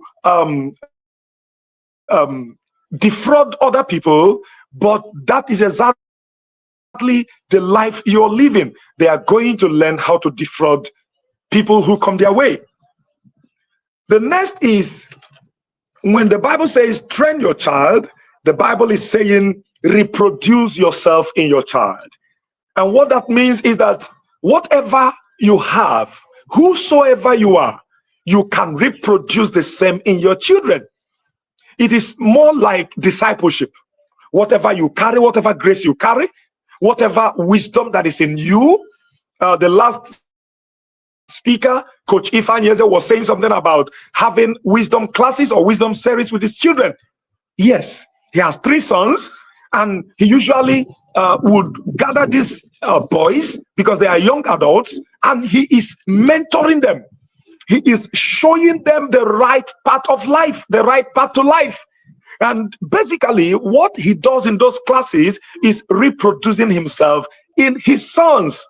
So to train a child actually means to reproduce yourself in the child. So the question is, if your children in the next 5, 10, 15, 20 years become a replica of you, will you be proud of them? Are you going to beat your chest to say, I have done a great job? The next implication, when the Bible says, train your child, the Bible is saying, transform your children, transform your child. When people go through trainings successfully, they get transformed. So in training your child, God expects you to transform them. The world should not influence or transform them into negative people, into riffraffs. And that is why God has given us this calling. God has given us this assignment. God has given us this mandate to train them. So to train them means to transform them. And then the next implication, when the word of God says train your child, it is actually saying empower your child. If you go to so many homes, our children are powerless because the man is like the lion of the tribe of his family, dishing out instructions, looking for who to spank, looking for who to deal with, and so on and so forth.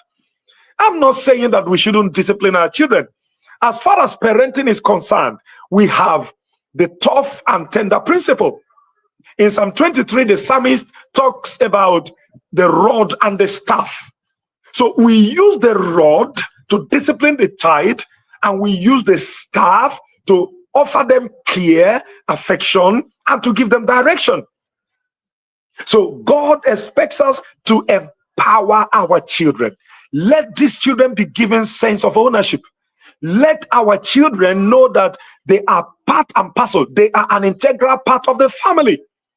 It's very unfortunate that in so many homes, children are powerless. They have no say, because some of us think that these children are just domestic slaves of a sort. But God expects us to build a bond of friendship with them, to empower them, to delegate them, give them responsibility, and give them a measure of authority, particularly as your children are becoming young adults. You are supposed to sit down with them, gist with them, allow them to make suggestions.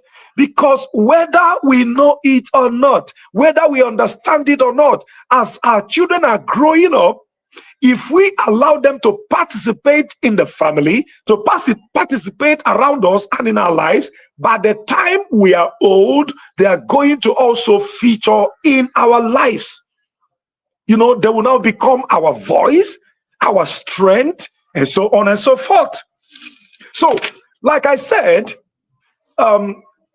the focus of this session has an emphasis on the role of the father.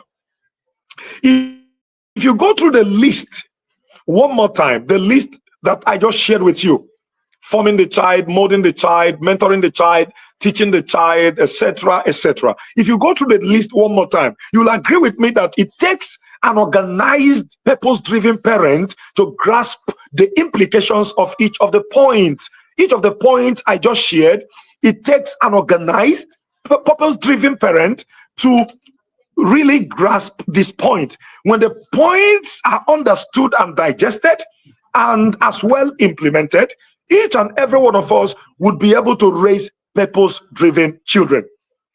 Now, who is a purpose-driven child? Or who are purpose-driven children? Purpose-driven children are children who are grounded in the belief that they have a God-given purpose. They draw their motivation from this belief. As far as they are concerned, they are here on the earth to blaze trail, to provide solution, and to search out answers and inventions that will bless humanity. However, no child will be able to satisfactorily actualize this God-given purpose without the instrumentality of intentional parents, guardians, and mentors who are purpose-driven themselves. So these children who are purpose-driven, are children who are grounded in the belief that they are on earth on a mission. They are not just walking through the earth. They are not just merely existing. They are here to fulfill purpose, a God-given purpose. And this belief serves as a motivation, as a source of inspiration. And like I said, our children will not be able to actualize this purpose without the instrumentality of intentional, purpose-driven parents, guardians, and mentors. The same Proverbs 22 verse 6 says that as parents, guardians, or mentors, we should lead our children in the way they should go. Now, there is a saying there's a wisdom from John C. Maxwell, one of the great authors I read a lot. He said in one of his books that a leader is one who knows the way, goes the way, and shows others the way. So as a father, as a parent, you are supposed to know the way. Someone said something, he said, people who were not raised when they were children now have children to raise. And that is why in so many homes, things are in shambles. So this assignment is not only for mothers, the assignment to raise children. Because just like Coach Ifanyeze said, he mentioned it, that in so many home fronts, mothers are just there raising the children, and fathers are absent. Fathers are nowhere to be found. So this assignment of raising our children or raising purpose-driven children is not only for mothers. We are supposed to be there. Fathers should be available. About 10 days ago, I had a session with some elders in a particular market. They are known as the Elders Forum. And when I got there, I saw men who are 80 years of age and above, 70 years of age and above, etc., etc. And we started looking at life in old age, you know. And part of the things we looked at is the fact that because a lot of fathers, we are not there while their children were growing up. These children will not be there now that they have grown old, now that their fathers have grown old. So we are supposed not to be spectators. We are supposed to be contributors. As fathers, we're supposed to be there. So fathers, let me buttress or also lend my voice to what Coach Ifani Eze said. Fathers as the source. As a father, you are the source. As a father, you are a leader. As a father, you are a mentor. As a father, you are a nurturer. As a father, you are a provider. As a father, you are a guardian. As a father, you are a protector. I've been a father for 18 years plus. Yes, I have 5 children, and I understand what being a parent is all about. I understand what being a father is. My first daughter is doing her 200 levels at the university currently. So to be a father is not an easy task, and therefore we are supposed to be there. We're supposed to be available. We should ensure that it is not just something we leave in the hands of our wives. Men are everywhere, but real fathers, responsible fathers, are very rare. As fathers, it is our duty to raise purpose-driven children. And to be able to do that, we need to do the following. If you're a father listening to me from anywhere, from the across the nations of the world, I want you to take down the following points.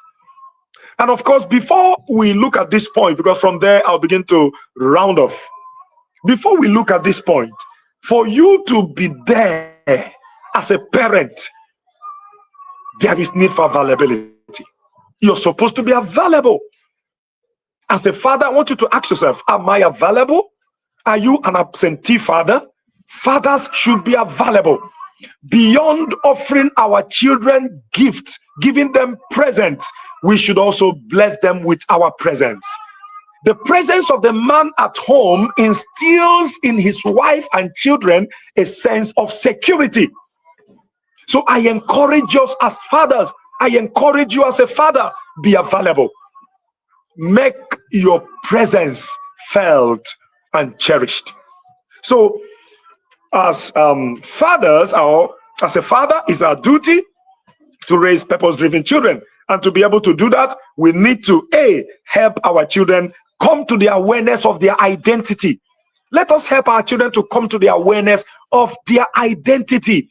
A lot of children are suffering from identity crisis because the voice of the father is not there in their lives. The mentoring of the father is not there in their lives. Make yourself available and let us help our children. One day during morning devotion, because once in a while, periodically, we have counseling session. So after the prayers are said, we now get into a counseling session. So I was asking my children one after the other, what would you become? What are you desiring to become? What do you think God has ordained you to be? What are you going to do with your life after maybe going to the university? I was asking them. And my second daughter said something that I haven't forgotten. She said, I am going to be a behavioral therapist. She said, I'm going to be a behavioral therapist. I said, wow.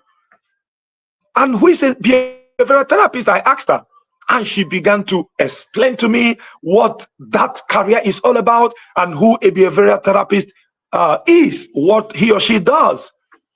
And to be very honest with you, I was so thrilled. My heart was gladdened. So we are supposed to be there to help our children come to the awareness of their identity. Who are these children? How many of us fathers understand the concept of temperament? Yes. You are supposed to explain to your children what the concept of temperament is all about. The choleric, the sanguine, the melancholy, the phlegmatic, the supine. These 5 major temperament types. You're supposed to explain them to your children and let them understand that for every human person, there is inside of every human person, there is a combination of 2 or 3 of these temperament types.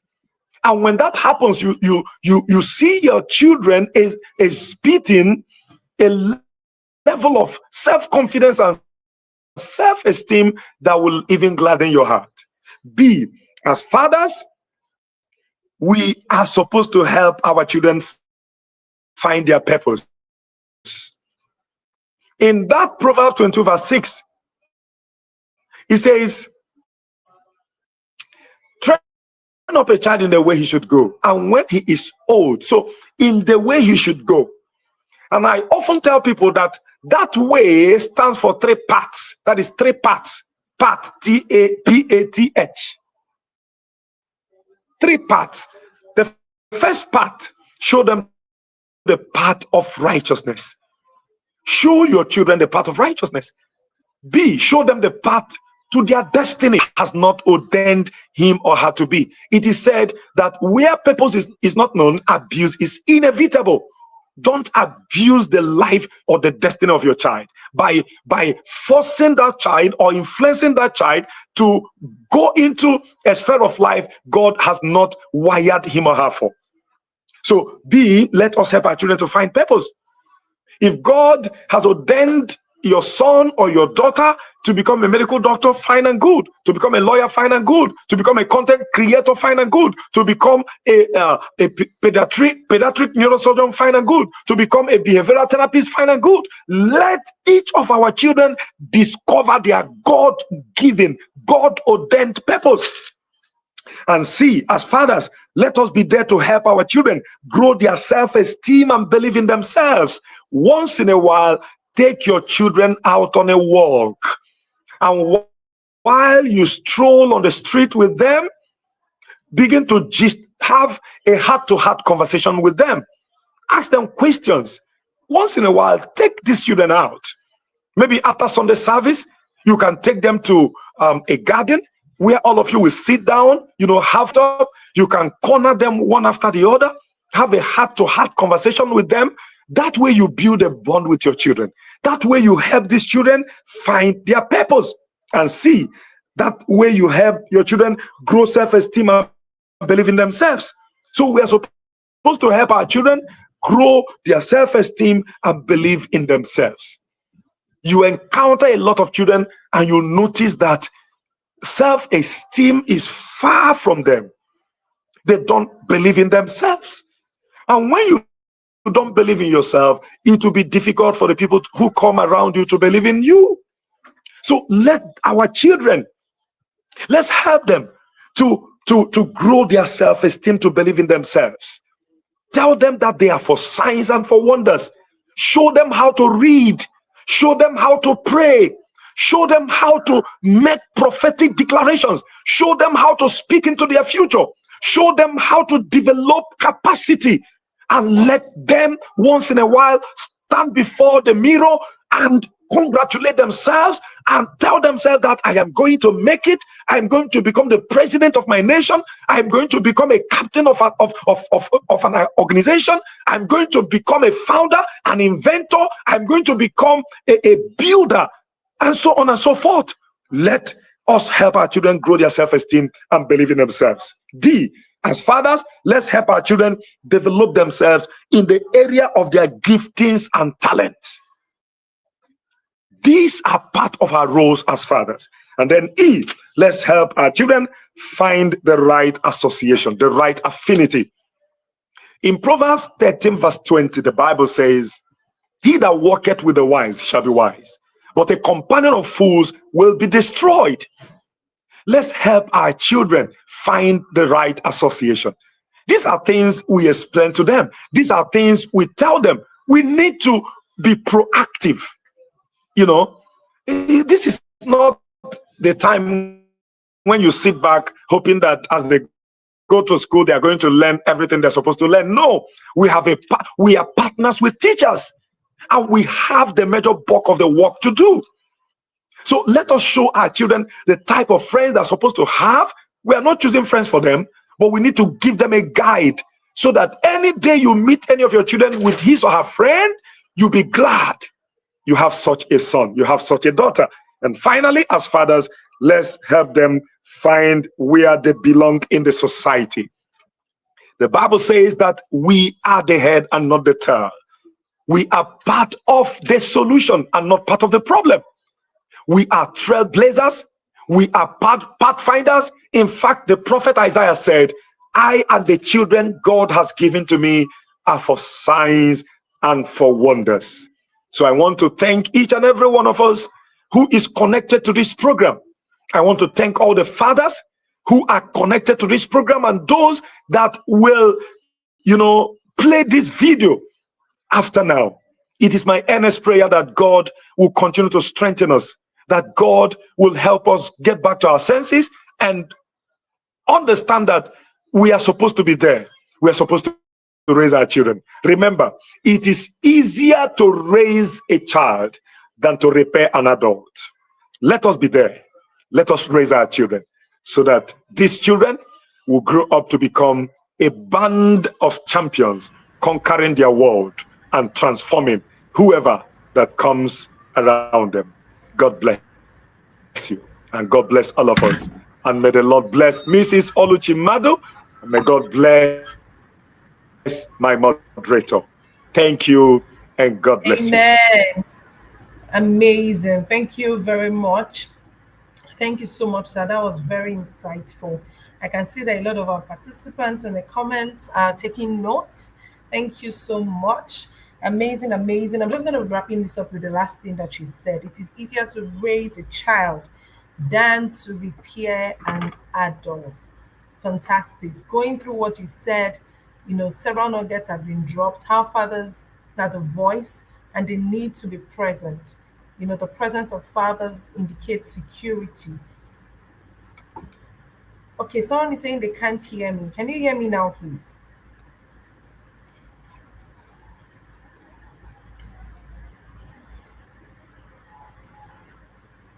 Yes, it is easier to raise a child than to repair an adult. Please let me know if you can hear me.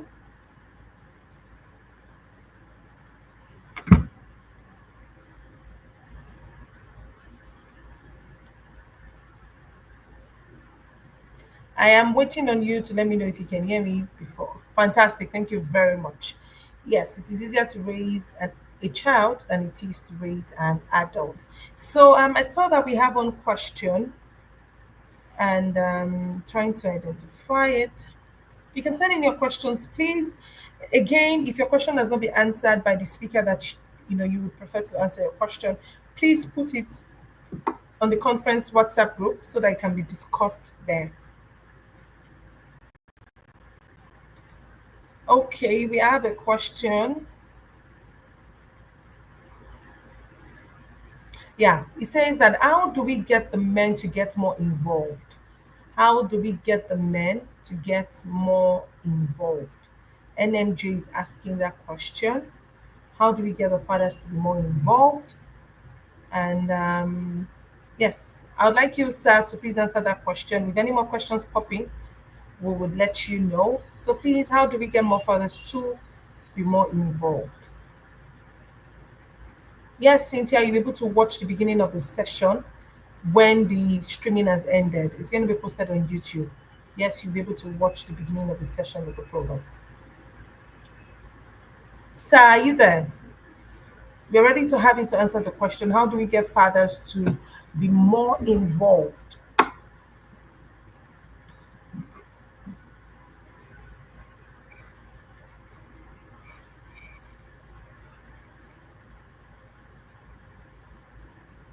Okay, while we're waiting for him, yeah, we have another question. In a situation where the father don't want to be involved, what do you do? We are having questions around fatherhood, and with men not being involved, if they are absent, what do we do? If they don't want to get involved, what do we do? These are questions that are coming in from the audience. Thank you so much for being a part of this session. I believe that you've been learning wonderful, wonderful things. Okay, so Coach Frank is back. I have two questions for you. In a situation where fathers do not want to be involved, what do we do? And the second question is, so how do we get men to be more involved? I believe they're the same thing in a way, asked differently. Over to you, sir. Okay, ma. How do we get the fathers involved? Basically, parenting is done from the home front. You don't parent your child from the church. You parent your child from the home front or at the home front. And the home is built around the woman, the mother. Now, a woman, the mother, has a role to play. To get your husband involved in the raising of your children, there is need for the woman to turn the house into a home. Because if the man finds a home in his house, getting back there at the end of his day and staying there for a little while every morning before leaving the house will definitely make a whole lot of difference. Because to really raise your children properly, there is need for you as a father to be available.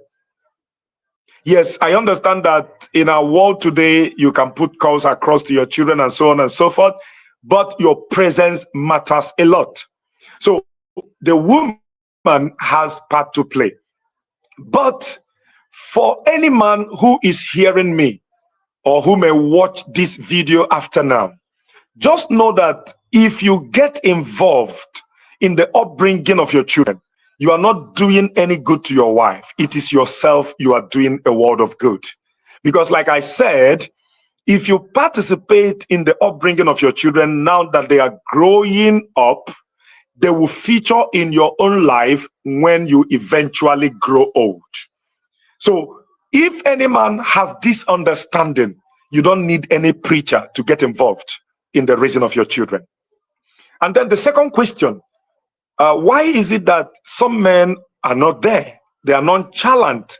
They are not ready to be part of the upbringing of their children. Why is it so? Why are men doing that? The truth of the matter is, men are everywhere, but reasonable, responsible fathers are very rare. It's very unfortunate that a lot of men have wives, they have impregnated the woman. The woman maybe might have given birth to 1, 2, 3, or 4 children, but because they don't have the attributes of fathers or a father, they are not there. So oftentimes you find families where the man impregnated the woman, but he's not really a father. So in such a situation, I will encourage the woman to take the matter up to God in prayers.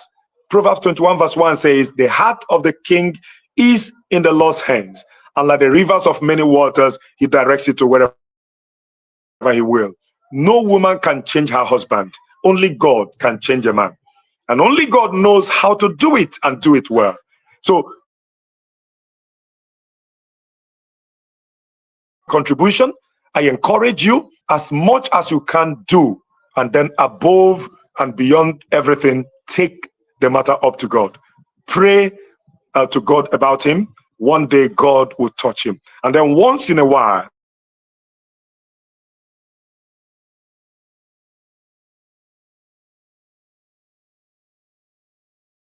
him the raising of the children. I believe if you pray to the Lord and also engage him in a heart-to-heart conversation, the miracle might happen. Thank you very much.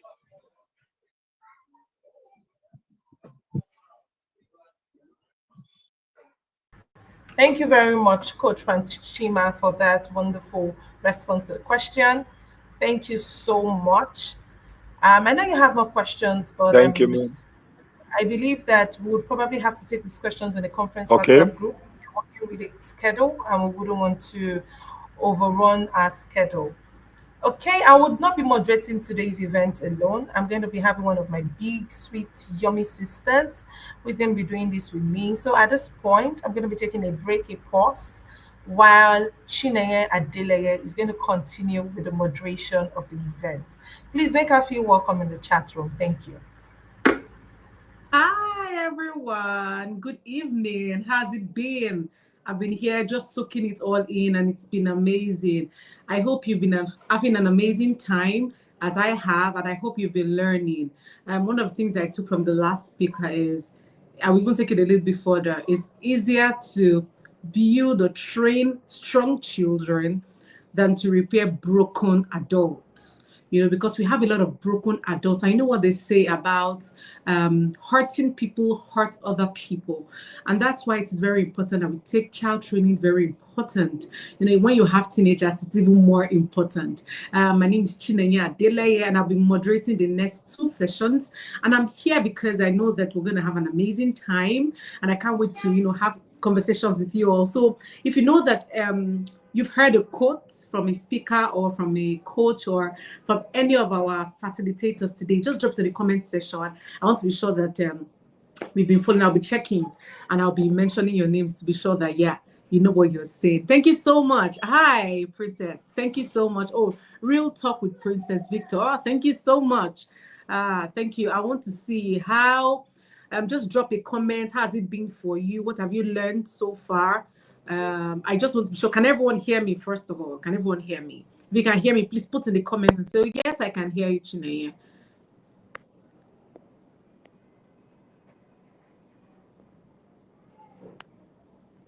Hi, everyone. Can you hear me? Just want to be sure. Oh, yes, you can. All right. Thank you so much. Thank you.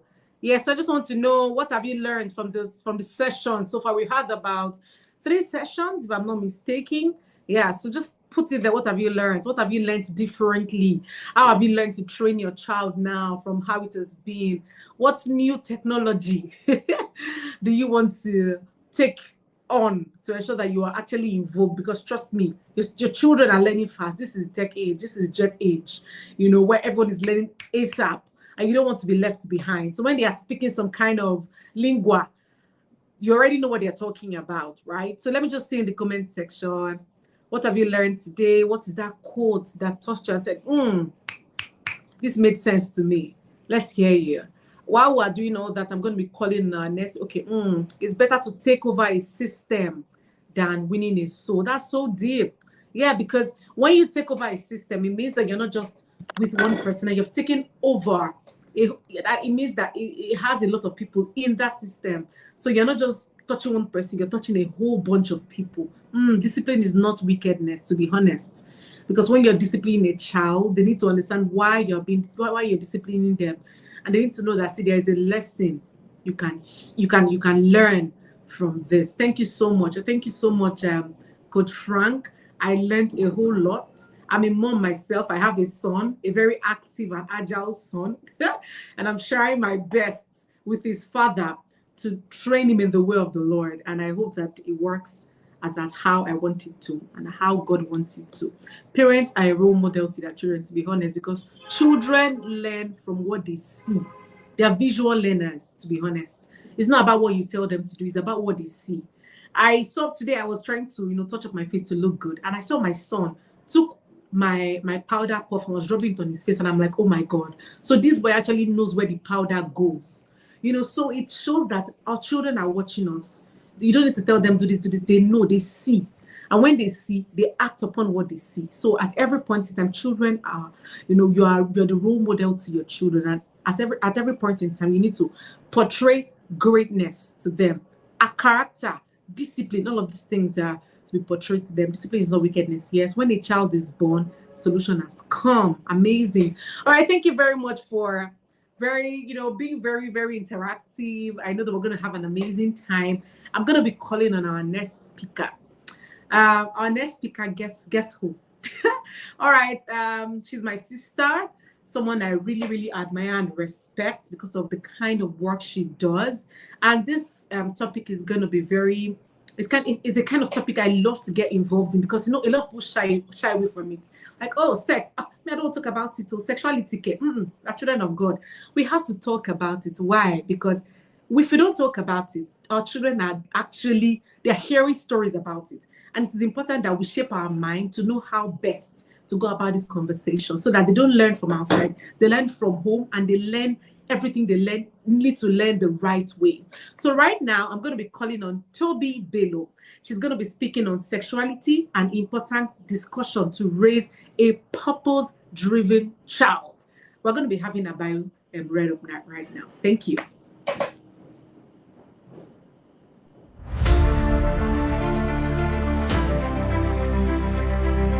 Toby Bello is a seasoned social worker with a master's degree in social work from the University of Ibadan and with over 5 years of dedicated experience in substance use prevention, intervention, education, and mental health advocacy. Her passion lies in applying social work theories to create practical solutions, especially in her work with older teenagers and young adults, where she addresses critical issues such as sexuality, peer pressure, decision making, and identity crisis.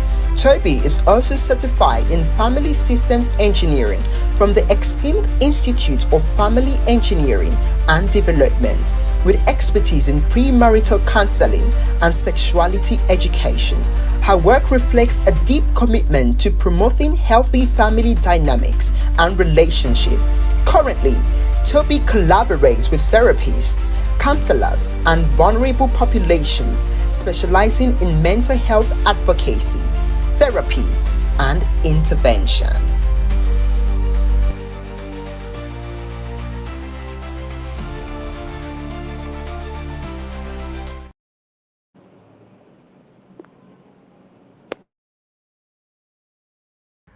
Once again, good evening, everyone. It's a pleasure to be back, but not as a moderator, but as a speaker. Thank you very much, Chineye, for that warm introduction. Wow. Okay. Um, it's a pleasure to be talking about sex, and I love talking about sex because God created sex, and sex is good. So I'd like everybody to please put this in the chat. Sex is good. Just put it. I know for some of us who struggle with it, for some of us like, no. But please just type it out. Sex is good. Just put it there. We've not defined what sex we're talking about. We don't know if it's gender. We don't know if it's intercourse. Just put it in the chat. Sex is good. Thank you very much for the warm welcome. Thank you. Sex is good. I like to have more of that. Sex is good. Sex is good. Please just put it in the chat. Sex is good. That should be your welcome to. Yes, fantastic. Oh, somebody went right to say sex is beautiful. Yes, sex is good. It is very important that we have the right knowledge about sex. It's very important that we have the right and proper understanding. This is going to help us with how we view sex, how we interact with it, how we discuss it, how we teach it, and how we even engage with sex. I like the fact that we said sex is good. Thank you very much. Now, today, I have one duty, and my duty here is to talk to us about how important the discussion, of sex is in raising a purpose-driven child. Sexuality, an important discussion to raise a purpose-driven child.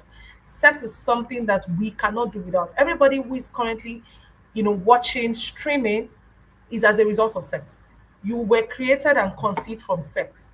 Even for babies that we have through IVF, sex must have taken place one way or the other, or the implications of sex must have happened for conception to take place. So sex is good. The good book, the Bible tells us that God created sex. And when God created everything he created, he said he looked at it and he said everything was good. So sex is good. Beyond writing it, say to yourself wherever you are, sex is good because it is truly good. Okay?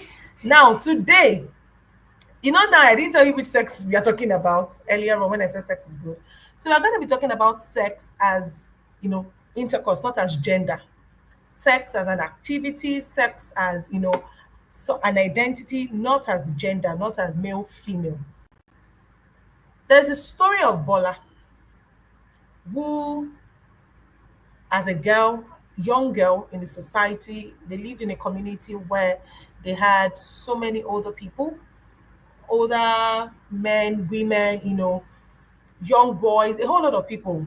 The popular phrase called "face me, I face you," as we have it in Nigeria. Bola's mom would usually go to, a marketplace sell. Bola would join her at the marketplace. And it was an open marketplace where they had so many people working there. There was a man, I would you call him K. He was a organizer, people that fix your tires in the marketplace. So whenever Bola's mom had to go to the, market to purchase good for her to sell, she would tell Bola to stay with the organizer. To cut the long story short, one day Bola told her mom, Mommy, Uncle K put nail in my bum bum. And her mom told her to shut up, that that's not possible. How would you put nail in your bum bum? She insisted that Uncle K put nail in my bum bum. At this time, Bola was 6. At the age of 12, Bola started having sex with men way older than her. And at the age of 15, her mother was fed up and felt that her daughter was, promiscuous and her village people were after her. Now, what happened to Bola? When Bola told her mom at the age of 6 that uncle put nail in her bum bum, she was referring to his penis, not an actual nail. But because she didn't know how to describe, because she didn't know the nomenclature or the correct word for a penis, she saw it that it looks like a nail because it had a shaft and it had two balls that looked like a head. So she thought it was a nail, and that was the best way she could describe it to her mom. So because she didn't have a proper nomenclature for it, her mother didn't believe her because obviously she wasn't bleeding as expected. When somebody puts nail in, you step on nail, and she felt like the daughter didn't know what she was saying. Now, I've said this story to let you know the importance of sex education. Sex education is not teaching you how to have sex. That is not what sex education is. Sex education is about orientation, identity, emotions, relationships, and decision making when it comes to sex. So it's not just about, it's not a sex class to tell you what styles and what not to do, because we have people who believe that sex education is wrong. Okay, so it's about identity, emotions, relationships, decision making, how you conduct yourself, how you make decisions. Okay, so sex is the sexuality of a child is like it's a puzzle piece in the larger picture of who your child is becoming. We as adults, we as caregivers, you know, sex is also one part of our lives. It's not the encompassing of our lives. It's an aspect of our life and it is not all there is to us. However, it is one aspect of our lives that determines a lot. We cannot dispute the fact that sex determines a lot in our life. Our decisions, our decisions on who we decide to have sex with, how we identify the orientation we decide to identify with, goes a long way in determining who we are as individuals.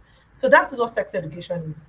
Sex education is not on how to have sex, and sex education is not bad. Remember that sex is not bad. Okay? For the young people, we're going to be talking tomorrow, on what happens with sex, why people think sex is bad. We're going to be looking at that tomorrow. Now, in understanding sexuality, a healthy understanding of sexuality builds confidence and clarity. So we're currently in a world where people identify with different things, and all the things they identify, most of the times, the things they identify with is based on their sexual preference or sexual orientation. Okay, but if you have a clear understanding of or a healthy understanding of sexuality, it gives you clarity, it gives you confidence. You're able to communicate better your choices, you're able to make decisions that are, helpful for you as an individual. Now, bringing it down to children, it helps children align their choice with their goals. I'll take that again. It helps children to align their choice with their goals. We've talked about, raising a purpose-driven child, the things we need to put in place as parents. Imagine if you've put all of those things together and that child gets abused. Professor Owen would always say, one abuse would destroy all the hard work you've put into your child. One sexual abuse is enough to destroy all the hard work and all that development you put into your child, because it drains that child of who that child is. It makes that child begin to doubt who they are, and they're not sure if what they're believing to be, or what people are telling them to be, is who they really are. So it's very important that we have an healthy understanding of sexuality. Okay, so on understanding sexuality, it is important that we have and teach age appropriate concepts to our children. For every age group or every age bracket, there is appropriate sex education information that they should have. An example, from the 18 months, children should be able to name some part of their body. Remember Bola in our opening story, who thought a penis was a nail? If she could articulate to say it was a penis, maybe that would have, made her mother respond differently. Children should be able to label or mention their body parts accurately. It is not, can you please put it in the chat? Can you put some of the common inappropriate or other nicknames that people give body parts? Can you put it in the chat? Nicknames that people give body parts. You have Bom Bom, you have Peanuts, you have Kokoro. So let's have it. Let's have more of those things. PP, thank you very much. We. Let's keep them coming. Let's keep them coming. Nicknames that we've given body parts, private and public parts, all of those things. Let's have them in the chat. Remember, we said sex is good, so the parts are also good. So please feel comfortable to be able to share. Toto, thank you very much. These are nicknames that we've given to body parts because we feel that we don't want to be vulgar, you don't want to be inappropriate, and you don't want to mention the body parts as they have. Kokoron tata, thank you. So we should be able to teach the children to name the body parts correctly. If you can say that this is my face, this is my nose, this is my lip, these are my ears, you should be able to say breast, vagina, vulva, penis, anus. Very, very important, because it helps you in communicating better your sexual preferences and decisions that you've made, even as adults. Okay, remember we said healthy sex education builds confidence. In naming those parts accurately, there's confidence. You're able to give reports, you're able to talk about it with proper confidence, okay?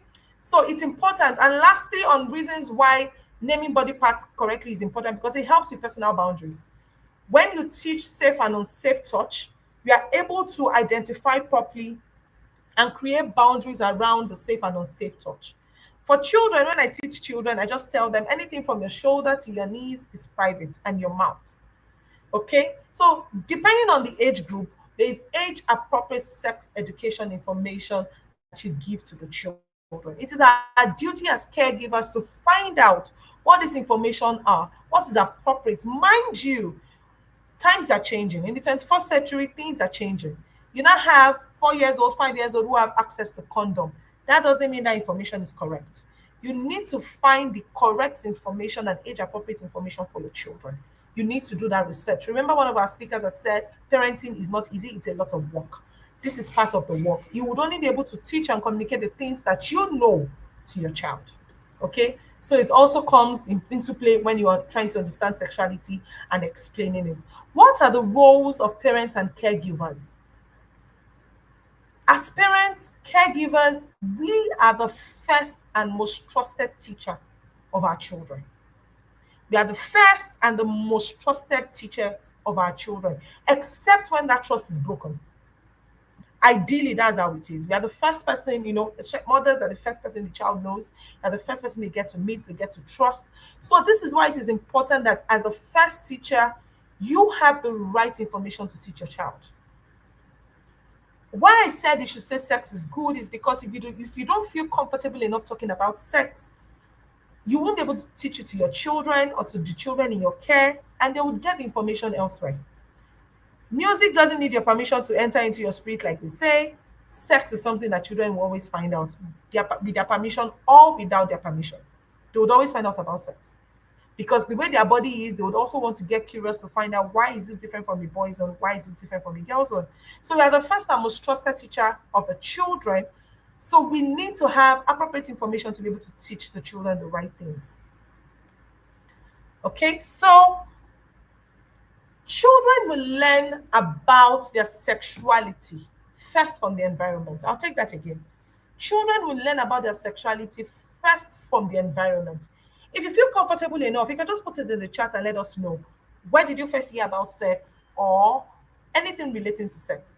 For me, the first time I got to know about, maybe not sex, I got to know about menstruation in the newspaper, Punch newspaper to be precise. I remember that Sunday evening, we had gotten the newspaper in the morning. In the evening, I had read it. There was one corner, there was one of the corners in the newspaper I love to read, and I saw a girl talking about menstruation. I was 9 years old at the time, and I took that page and took it to my mom and told her to tell me what it was.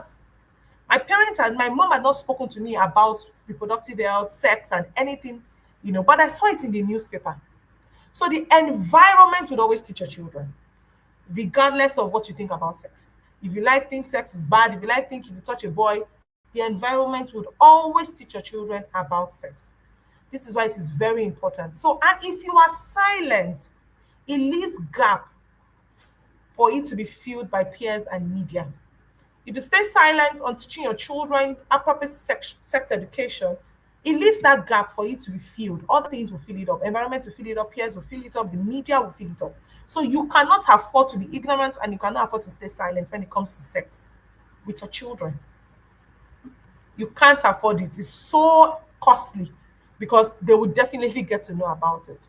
Okay, so because of our time, I'm just going to be teaching us one very quick way, for us to be able to interact, with children and how to go about it. Now, you can begin conversations early. I know the talk of sex can be very, very, very discomforting for people to talk about because even some adults are not very comfortable talking about it. We've grown up in an environment where we look at sex as the forbidden fruit. Even in marriage, some persons get to struggle with it. So how do we get to start having sex conversations with our children? Now, imagine you've learned the things you need to learn. You now have the knowledge. You are harmed. It's like, oh, how do I talk to these children? They don't look at me somehow. Okay. One way you can start that off is when you are watching TV, during a TV show or everyday moments. Something can come up and that can be your avenue to talk about sex to your children. Remember, I said it earlier on, mine was from the newspaper where I got to see that the girl has shared about her first menstruation experience with her mom, and I had to take it to my mom to ask her what menstruation was. In that case, that's an avenue for sex education to be incorporated into our discussion. You could be watching TV, you could be watching a cartoon, a TV show, and something pops up. It's time for you to be able to introduce sex education to. Remember, sex education is not about don't have sex and have sex. Do this, don't do that. It's about decision making, identity, emotions, relationships. So it's not just about the activity itself. It's about a whole lot of other things. What kind of decisions do you make? What kind of relationships do you get into? How to protect yourself, both male and female. How to ensure that you don't get drugged. How to ensure that you're not abused as a child and even as an adult, because we've had cases of adults who get to be abused by their intimate partners. Okay, so you want to look for an avenue that is relaxed to bring up the conversation. Now, I need to be clear here. At that point, when your child is warming up to you to talk about it, please don't be judgmental. It is very, very difficult, I know. Maybe your child telling you, oh, mommy, somebody's having sex in class and you just want to rant. No. It's at that moment you want to stay quiet and get more from your child. Not because you are trying to witch hunt that child, but because you want to know better what's happening in the life of that child and know how to come in and help. You are not to go, and because the moment you start giving off attitude, your face changes, your child already has an idea and they will start hiding things from you. So you want to really avoid that because sex is really as sensitive as it is for us as adults to talk about sex, is also the same for them as children.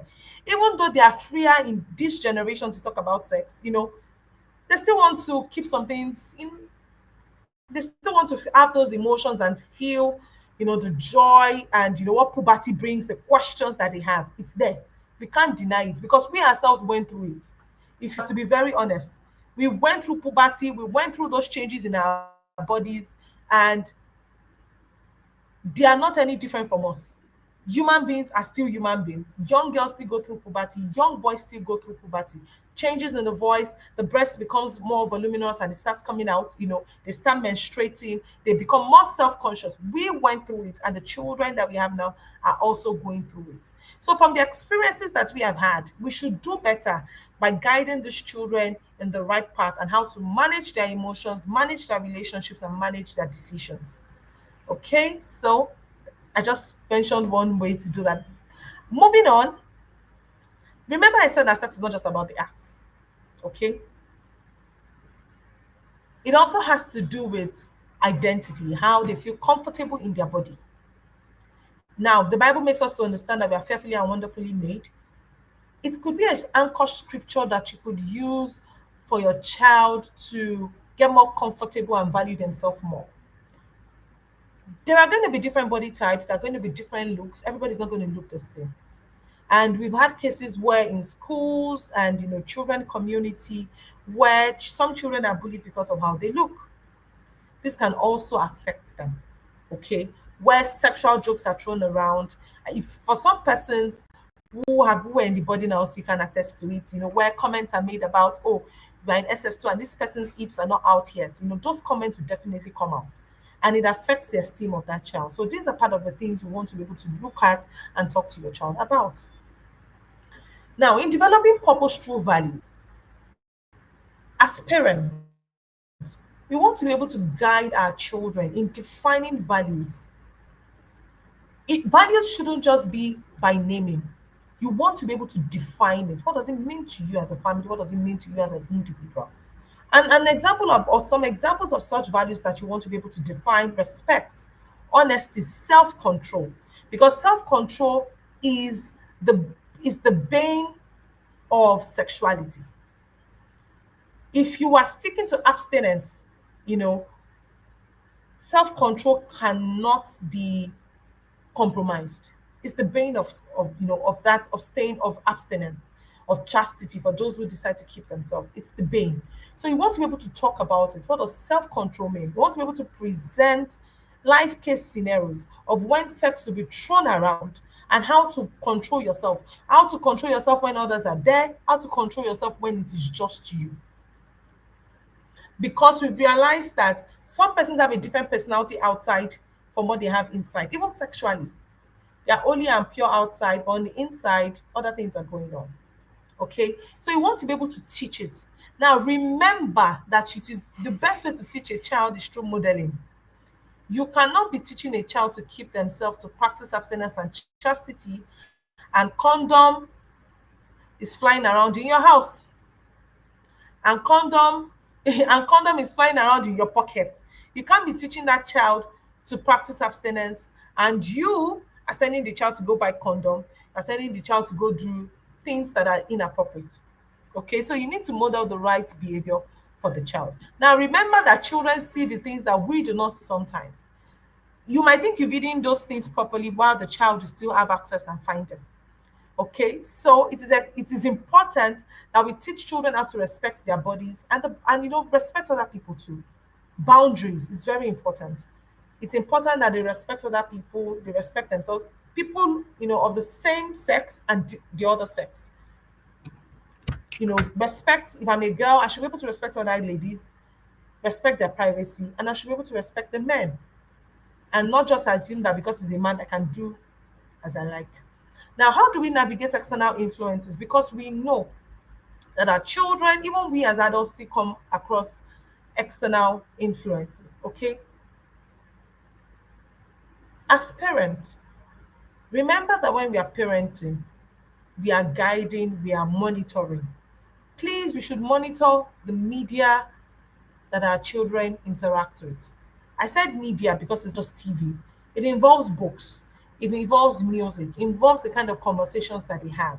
It is very, very, very, very critical to monitor.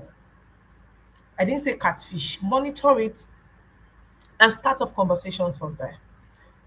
Look at the kind of conversations they're having with their friends. You're not going to be everywhere, but that is why it is good to build a rapport with your child and to be able to get feedback. And please, when the children are giving feedback, it is not time for you to start saying, So let me share an example. Imagine you were watching TV with your child, and on one of the home plays, a girl gets pregnant, and in the movie, the parent chased her out to say that you're not going to be give birth to this child in this house. I disown you. And you, as the father, you're like, never will my child have such. Such will never happen in my house. I would do the same. I would chase you out. Guess what? Responding to that own play, you've already given your child an insight to how you would respond if such ever happens. There are different responses to that. The child might either take that up to say, oh, I will never get pregnant. Daddy, I wouldn't want my dad or my mom to do this to me. Secondly, the child might already be having sex, or the child is already pregnant, and the child is scared that this is how your response would be. For some children, it will just make them draw back, and they will not want to interact with you and talk about sex or things that lead up to that conversation. So we need to be careful how we respond to other people's circumstances around our children, because it informs our children how we are going to respond. Peradventure, they find themselves in that situation. Okay, so there's a lot of work to be done. Okay, I'm just going to quickly, because of our time, I know that time is fast spent. I'm going to talk about how faith informs respect for the body. We are people of faith, and even people of the Christian faith, the Muslim faith, almost all the religions that we have see the body as a sacred place where it should not be desecrated anyhow. It's very important that we respect our body and respect the bodies of other people. Christians believe that our body is a temple of God, and that is why we keep it holy. It deserves care and respect. And this is one way you can let your children know, because it is this body that you are able to function on earth. It is this body you are able to function and, go about fulfilling your purpose. If you desecrate this body and treat this body anyhow, you are not able to fulfill purpose. So we are currently in a generation where you can't tell them, don't hug each other, you're going to get pregnant. You can't tell them premarital sex is wrong, because they'll tell you they're condoms, they don't have to get pregnant. So you're wondering, what are the disadvantages of having premarital sex or indulging in irresponsible sexual behavior? Can we have them in the chat? What could you, if somebody should, if a young person should ask you, what would be your response as disadvantages or consequences of having irresponsible sex? Remember, if you tell them premarital pregnancy and premarital um, giving birth out of wedlock, getting pregnant when they do not want to get pregnant, they'll tell you their contraceptives, they can decide to take it out, they have alternatives. So beyond those things, what are the consequences for indulging in irresponsible sex? Please, let's have them. I'd like to read one or two before I move on. Let's just have them. What do you think your response would be? Just thinking about it, what would your answers be if a young person would come ask you that question?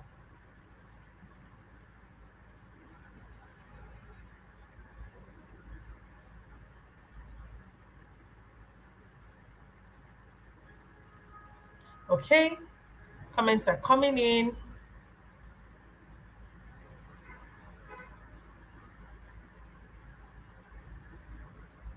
Comments are coming in. How would what would you advise a young person as the consequences for having irresponsible sex? Salami Dolako is saying untimely death, low self-esteem due to rejection from their partners afterwards. Fantastic. If we are to look at the answer Vivian gave, low self-esteem due to rejection from their partners afterwards, you'll see that it speaks to their identity and self-esteem. This is a very great conversation starter, where you're able to say it's about you and the consequences come back to you and how it affects your other relationships. Okay, somebody also said delay in career progression. Some persons will tell you it's actually going to accelerate their career, and these are the realities. We can't shy from them. Emotional turmoil, very true. Lack of focus. Okay, you're just going to be having so much to think about, and you're not able to move on easily. Okay, I remember having this conversation 2 days ago with a few neighbors, and they were telling me, oh, those things you're talking about are not very important. We got to talk about how the sexual decisions also informs eternity. They're like, no, no, Shebi, eternity is too far. Let's enjoy now. And the question is, are you really enjoying it? Taking irresponsible decisions. I'm saying this because even as caregivers, some of us are making some decisions sexually that we are not proud of, and we are not able to model that behavior to the children. It's easier when it's something you're practicing, you're able to easier communicate it to the children and teach it accurately. Okay? So, in wrapping up, I want to give us a call to action. A lot has been said, and there's a lot of homework to be done. If you listen carefully, there's a lot to be done on our part as caregivers. I want to challenge us to be intentional about our role as the primary influence on our children. I want to challenge us as caregivers and parents to be intentional about our role as a primary influence on our child's understanding of sexuality.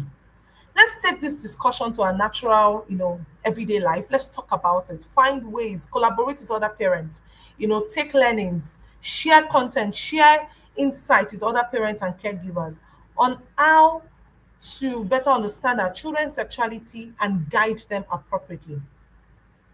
Okay? It's a privilege and it's our responsibility of shaping the children's future by ensuring that we guide them the right way. So thank you very much. I hope you've been able to learn a thing or two on how to start up, talking about sex with your children, how to ensure that they're making decisions in the right steps such that they're able to fulfill their purpose.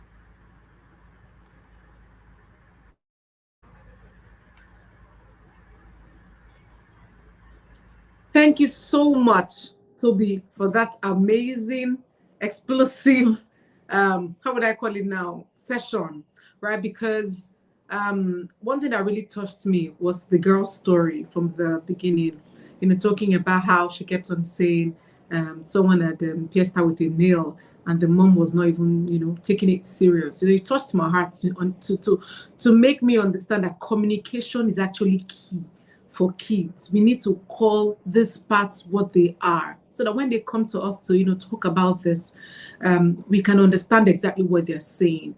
And I want to say a very big thank you to our speaker. Please, if you know how to use the emojis on the YouTube comment section, please drop an emoji for a speaker. And if you know she has spoken to you, she know that she has said something that you could relate with, or you've gotten some kind of lessons that you have learned that you're going to take action on, please drop a comment, say thank you our speaker, thank you Coach Toby, thank you very much Amaka for saying that. Thank you everyone. Oh, someone says wow, that was plain and profound. Claire, because there was no missing of words, she said it as it's supposed to be. There's no, oh, don't say this, don't say that. No, she came out clear. And there's some things I was able to write down. Say, early sex education builds confidence. So a child knows that, okay, these are my parts and no one is supposed to touch or toy with them. And if anything like this happens, I know who to speak with. I know what to say. They are not scared of saying, oh, so something has happened. I don't know what happened. They know what has happened to them and they are willing to want to share. And I think as parents, we play a very huge role here. How friendly are you with your kids? Because I understand the fact that discipline is key, but then, when Yoruba people say the same hand you used to beat your child, the same hand you need to use to bring them closer. So let them understand that you are, as much as you're their parents, guiding them in the right way, you're also their friend. You want to hear from them, discuss with them, tell them some ways you've made mistakes.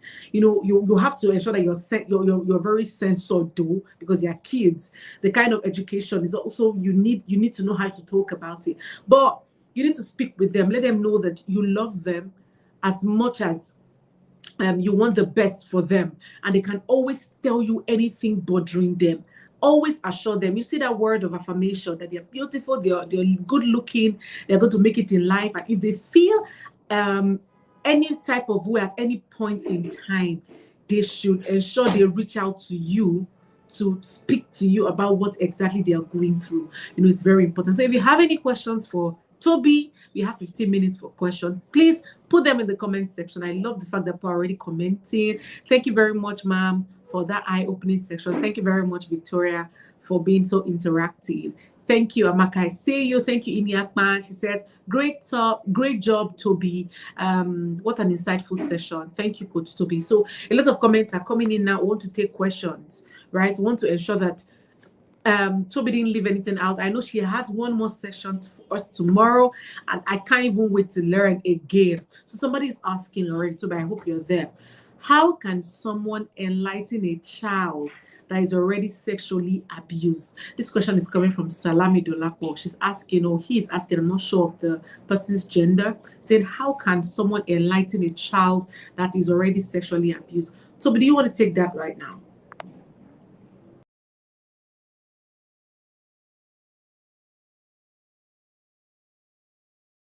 Wow, thank you very much, Chineye. This question is sad because the deed has been done. Okay, at this point, enlightening is not what we want to do. That's not what we want to, you know, focus on first. We want to help this child heal. That's going to be the first point of contact. And, would usually let the children know that it wasn't their fault that he got abused. It wasn't their fault that he got abused. And the first thing you want to do is to create a safe space. You want to ensure emotional safety for that child because trust has been broken, it's been breached, and that child is very sensitive at this point. The child may not want to open up, the child may not want to talk. So you want to create a safe space for that child to reassure the child that that child is safe and loved and not blamed for what has happened. Okay. Secondly, you want to listen attentively. Very, very, very, very important. You want to listen very, very attentively to that child, to what the child is saying and what the child is not saying. You need to be patient with this child. It's not a rush walk. It's not, oh, and you're not talking, you don't want to help you. No, that's not it. It's going to take a lot of patience to be able to talk to this child, to be able to listen to this child. Allow them to speak at their own pace. Remember, it's not time to enlighten that child. I know it's time to want to cancel. That's not the first point of contact. That's not what we want to do at this time. Okay? I can see that there's a follow-up to that question. Now, when that child feels safe, you've established that rapport with that child, trusts you to be able to communicate with you in simple age appropriate terms. You want to be able to look at, communicate what has happened and let them know that it's not their fault. And now teach them, find out what that child knows, find out what that child has interpreted that abuse to mean to them. Now, you might not be the one to be able to do all of this because it might be a counselor or a therapist that's going to be able to do this.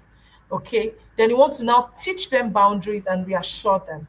And please always seek professional help, okay? Because there's little that we can know based on what we know. Seek professional help from someone who can appropriately help this child. Now, I said that somebody said, now, if that abuse is coming from, what's that question again? From a parent, this is really tough. Now, please report to the appropriate authorities.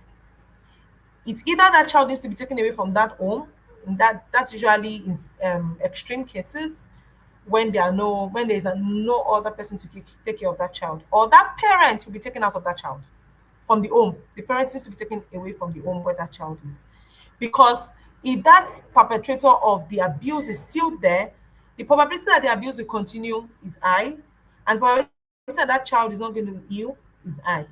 You need to take that child away, or you take the perpetrator away from the environment where that child is. Then you now start implementing the steps I said earlier on. So taking that child away or taking the abuser away is creating a safe space for that child. Now, I know that in our environment, in our society, we still have that notion of, you want to separate families, you want to scatter families. The family has already scattered because somebody has breached trust, somebody has broken the edge in that family. So there's nothing like you want to scatter that family again. Somebody's irresponsible behavior has broken that family already. So kukuma scatter everything.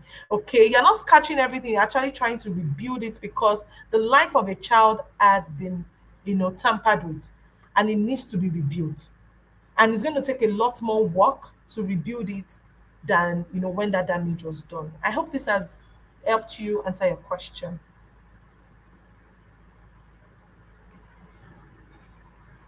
Thank you very much, Toby, for that very clear, concise answer. So I'm going to be checking right now to see if we have more questions. I think we just have more and more feedback. Awesome job, ma'am. Um, Thanks immensely, Coach Toby. Thank you so much, Ma. Thank you too to all of you for being so interactive. We really appreciate you. And if you have friends that's supposed to be here and they're not here, please send them the YouTube link and tell them to be part of this program, because you can't just be enjoying these goodies alone. It's when you're learning these kind of things, you want your community to learn, because when they do, our children are more protected from abuse, right? It takes one parent to know that, okay, this is abuse. We need to communicate with our children to make them understand. And then this other parent talks to other parents. So now this is a very big platform for other parents like you to learn. So send them that YouTube link and let them be part of this program. I've posted it on my own WhatsApp status. I've also posted on my Instagram. So if you've not, you should, so that other parents can also learn and also, train their children in the way they should go. So I'm counting on you now. If you have your phone with you, please just go to your WhatsApp status and drop this link. Let's learn together. Let's grow together. Let's learn. Trust me, if all parents are aware of this, then we're going to have we'll not be hearing about rapes, we'll not be hearing about molestations, we'll not be hearing about domestic violence. Why? Because we all are informed that we know the right thing to do, right? So let's not forget, it is easier to raise great children than to repair damaged adults. Let's always remember that. So at every time when you have your children, it's not just enough to have children around. When people say your children surround your table and everybody's happy, hey, you've given birth. That is just the first step. The next step is to ensure that that child is a nation builder. That child contributes to the society and is not a problem to be solved. Instead, the child is a solution to the problems, the numerous problems we're facing in the world. Thank you all once again for joining. Very soon, we're going to be having our next speaker.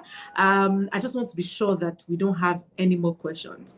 We still have like 6 more minutes to ask questions. So if you have any question, if you have that question bothering you, trust me, I can't see you. We just have names here, right? If you have any question, please drop it in the comment section. No one will judge you. This is a safe space, right? So please drop your questions here. Even if the question does not pertain to you, but you've heard someone ask that question, you can ask it here. So when you get that answer, you can take it back to your person. Remember how we talked about community. We need to build our community. It's not just about us and our children, is also about the community. Because even when you're aware and your child is also aware, they have classmates, they have friends. Their parents may never be aware, and they too may never be aware. And these are people constituting a lot of problems for us. But if everyone is aware and we are all, trained well on how to go about a lot of things like this, especially sexuality, our country will be better, the world will be better for it. So I think we've come to the end of this session. Very soon I'm going to be calling on our next speaker. Our next speaker is Chinwema Isia. She's going to be speaking on raising a purpose-driven child, the mother's role. I'm a mom to a beautiful boy, a very energetic boy. Okay, I'm seeing a comment. Let me quickly check. Okay, awesome, cool. All right. So, and I know that as mothers, we have a huge role to play. As much as fathers have their own role to play, we have our role to play. Because one thing I've always told myself is, I'm going to raise my son to become somebody else's husband. And I want him to love whoever is going to get married to take care of her and treat her right. And that will happen if I play my part well, if his father plays his part well as well. So I'm really excited to listen to this. A lot of people say, mother again, see, we need to learn as much as we can, because at the end of the day, a lot lies in our hands, right? So, like I said earlier, she's going to be speaking on raising a purpose-driven child, mother's role. Abayo is going to be right now. Thank you.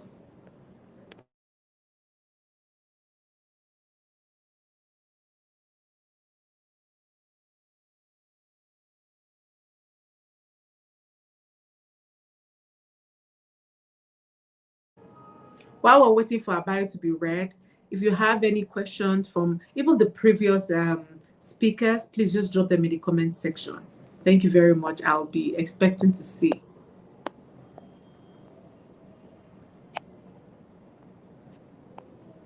Okay. Abaye will be coming up in a minute. Thank you very much. Tell us how you've been feeling about this program. Tell us, Jenny. Chiwima Esen is a personal development coach for women. She has a passion for guiding women to self-discovery, clear purpose, and fulfillment in life. She writes on empathy, confidence, and optimism as her core strengths. She drives a great sense of fulfillment, connecting with people and creating frameworks for increased personal growth and success in life. Chiwi loves to teach and share knowledge that propels women towards their life's vision. She is driven by a purpose to help women overcome their limitation and emerge into the highest version of themselves. She is a compelling inspirational speaker and the founder of the Radiant Women Growth Network, a sisterhood community of like-minded women who are intentional about personal and communal growth and development, with the goal to make a positive impact in the world. Professionally, she currently practices as a clinical nurse specialist in Parkinson's disease and movement disorder with the NHS in England. She's also a member of the Royal College of Nurses, England. She's happily married and blessed with 3 adorable children, whom she's raising intentionally and purposefully with her husband in England, United Kingdom, where they reside.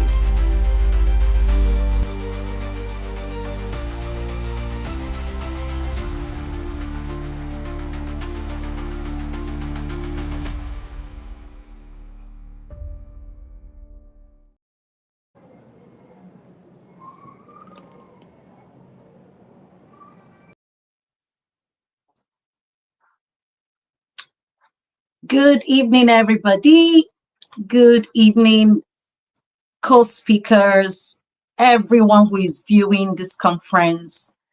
I want to sincerely appreciate the convener, who is the person of Coach Oluchi Madu. Amazing, amazing woman. I can't even tell you how awesome she is.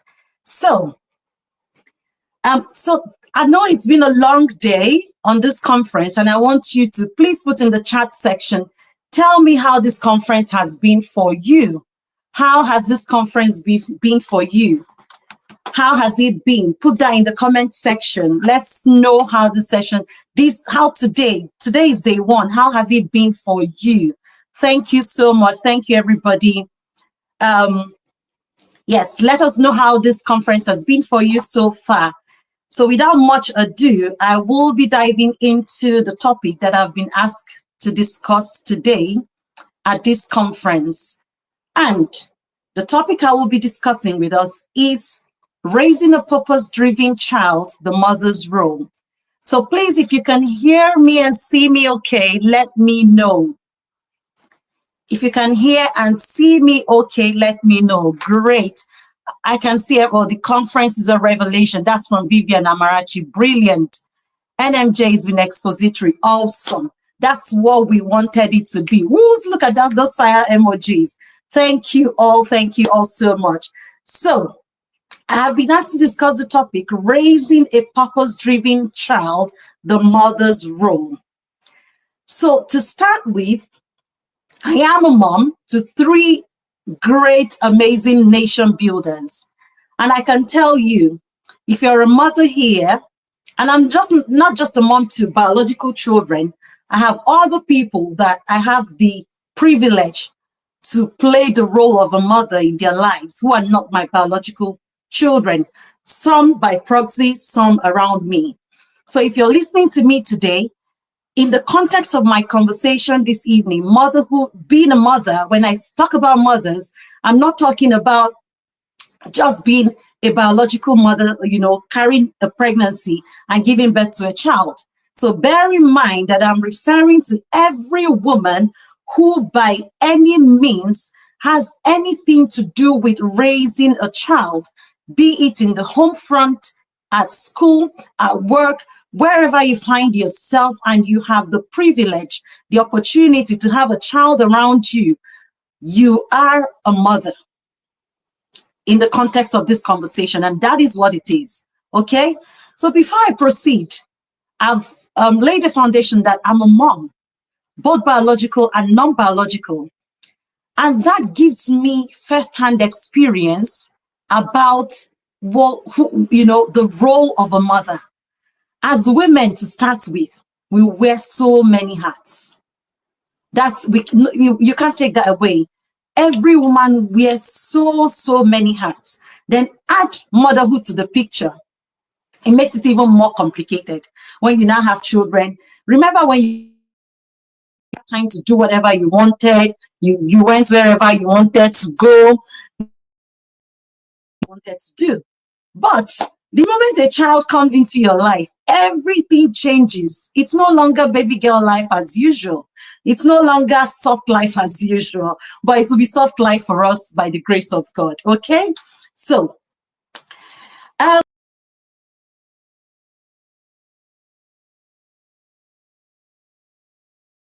to listening to quite a number of them, and it's been mind-blowing. I totally agree with you, and they've done justice to they've made it a soft landing for me, actually.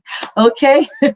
So when we talk about being a mother, or parenting as we call it generally, it is a privilege and a responsibility to raise a new person, and that privilege is a priceless one from God. Not everyone has that opportunity. So if you have the opportunity of being a mother and a seed or a life, a soul has been committed into your hands to raise, that is a priceless privilege. Take that from me. It is a higher calling. God calling you to co-create with him. So parenting is God calling us to co-create with him. He's saying, I've done this part, but I trust you enough to do this other part. So imagine God calling you to be a co-creator, to partner with him, because parenting is partnership with God. God walked when he was creating the entire world, when he was making the trees and everything. So he has made us, we are to continue the work that he has done, to continue to propagate and procreate. So talking about this, anyone who is involved in teaching, training, looking after, instructing, guiding, minding, mentoring a child, and you're a woman, you're a mother. Parenting involves teaching another human being the basic principles of life, shaping and molding them according to their bent. That scripture is one popular scripture that, some of us have heard so many times, but at the same time is one commonly misunderstood scripture of the Bible. But today, I believe that the Holy Spirit is going to shed light on the word, and we'll be able to understand the perspectives and the roles that we have to play as mothers. So the big question is, this opportunity that God has given us to co-create with him, he has handed us a seed. The big question I want us to ask ourselves tonight is, what are we going to give back to God? It's like the parable of the talents. God is giving you a seed. This is a call to stewardship. He has given you a seed. What are we going to give back to God? Remember the story of Hannah. She prayed for Samuel, and Hannah didn't fail on her assignment. She kept to her covenant. She kept to her promise. She said, God, if you give me this child, I'm going to return him to your temple. He's going to be dedicated to your work. And that was exactly what Anna did. Are we going to be like Anna, who is going to give back to God what he expects of us? Sometimes, some of us are carried away with the baby showers. The moment we get married, the next thing we're thinking is getting pregnant. The next thing that you're pregnant, baby shower, there's nothing wrong about that. But it's important that even before we think of conceiving that child, we're already asking the one who is crafting that child in the darkest places that we do not know, what does he want us to do with this child? What is his purpose for this child? Some of us tend to forget. You say, my child, my child. Yes, they are our children, but the truth is that we are only caretakers. The owner of the children is God, and he has called us to care. He has just given them, he said, keep this one for me and raise this one for me. So that is the role. And as mothers, we don't want to fail on this assignment. Our children carry the DNA of God. And it's important, just like the manufacturer of a product knows best his intent, his purpose for creating that, for creating that or designing that product. That is the same way it applies to our children. God, who gave them to us, is the one who understands what he wants those children to, the purpose he wants them to fulfill. And we cannot do parenting without God at the center of everything. We cannot do parenting without God in the picture. So I'm trying to lay a foundation here. If you're here and you do not have, biological children yet, or you're not raising any child yet, but you're here, please start even before that child is conceived. Begin from that time. It goes a long way if we start to lay the foundation before these children even surface the planet. If we start from the foundation to begin to speak in the spirit realm, seeking and discerning what God, this child that I'm praying for, and I already knew what Samuel was going to be. And that was why it wasn't difficult for her to raise him according to his bent. When the time came for her to take him back to God, Samuel, the Bible records, was in the midst of the sons of Eli, Hophni and Phinehas. The story of those boys, you can even imagine, how did Samuel even thrive in that environment without compromising his values? His mother had done the job. And I believe that by the time we come to the end of this, we will all understand, what our role is. I try to do a little bit of definition when I speak. And what does the word purpose-driven mean? I captured this definition. It means aligning your actions, choices, your goals with a sense of meaning and personal mission. It also means identifying and pursuing what is truly unique to you, with the aim to contribute to something bigger and larger than yourself, and finding fulfillment in the process. And I would add, and glorifying God at the end of the day. Now, this is a quote from me. To raise a purpose-driven child, you must first become a purpose-driven adult. And in this context, you must first become a purpose-driven mother. No mother or parent can give what they don't have. You can't give your child what you don't have. So it's important that as a mother, as a woman, you are building yourself up. You are equipping yourself to be able to really raise these children in the way God wants them to go. So how much of what we want our children to do we actually do? How much of what we want to see in our children do we model to them? These are questions I want us to be asking ourselves. So I'm going to pick a scripture that I want to anchor my discussion on. Parenting, like I said earlier, is a high calling to stewardship. God is going to ask us at the end of the day, what did you do with that life that I handed over to you? In Psalms 127 verse 4, the Bible likens children to arrows in the hands of a warrior. It says in that Psalm 127 verse 4, it says, like arrows in the hand of a warrior, so are children in one's youth. Now, when you look at arrow, I did a bit of study trying to understand a little bit about arrows. Arrows, as you know, they are used in a bow, and they are usually targeted at they are aimed at a specific target. You don't just put an arrow in a bow and just shoot sporadically or randomly. No, it is set. There is a skill to it. There is a precision to it that helps the one shooting the arrow to aim at a specific direction. In the part of the world where we live, when children are in year 6, they are encouraged to go for what we call a residential camp. So your children will be away from you for say about 2 to 3 days, right? You're not there with the child. The child is going to be with their classmates and their teachers in this place that you don't even know. You will have the address, of course, but it's not like you have been there. So part of the things they do there is building life skills. And one of the life skills they teach them how to build, they engage them in what you call archery. And that is the shooting of arrows at a target. It's part of the activities they get engaged in when they go for this residential. Now, I looked at an arrow. I tried to study why would the Bible liken a child to an arrow? I'll show you the similarity. An arrow, I gathered, has 4 parts.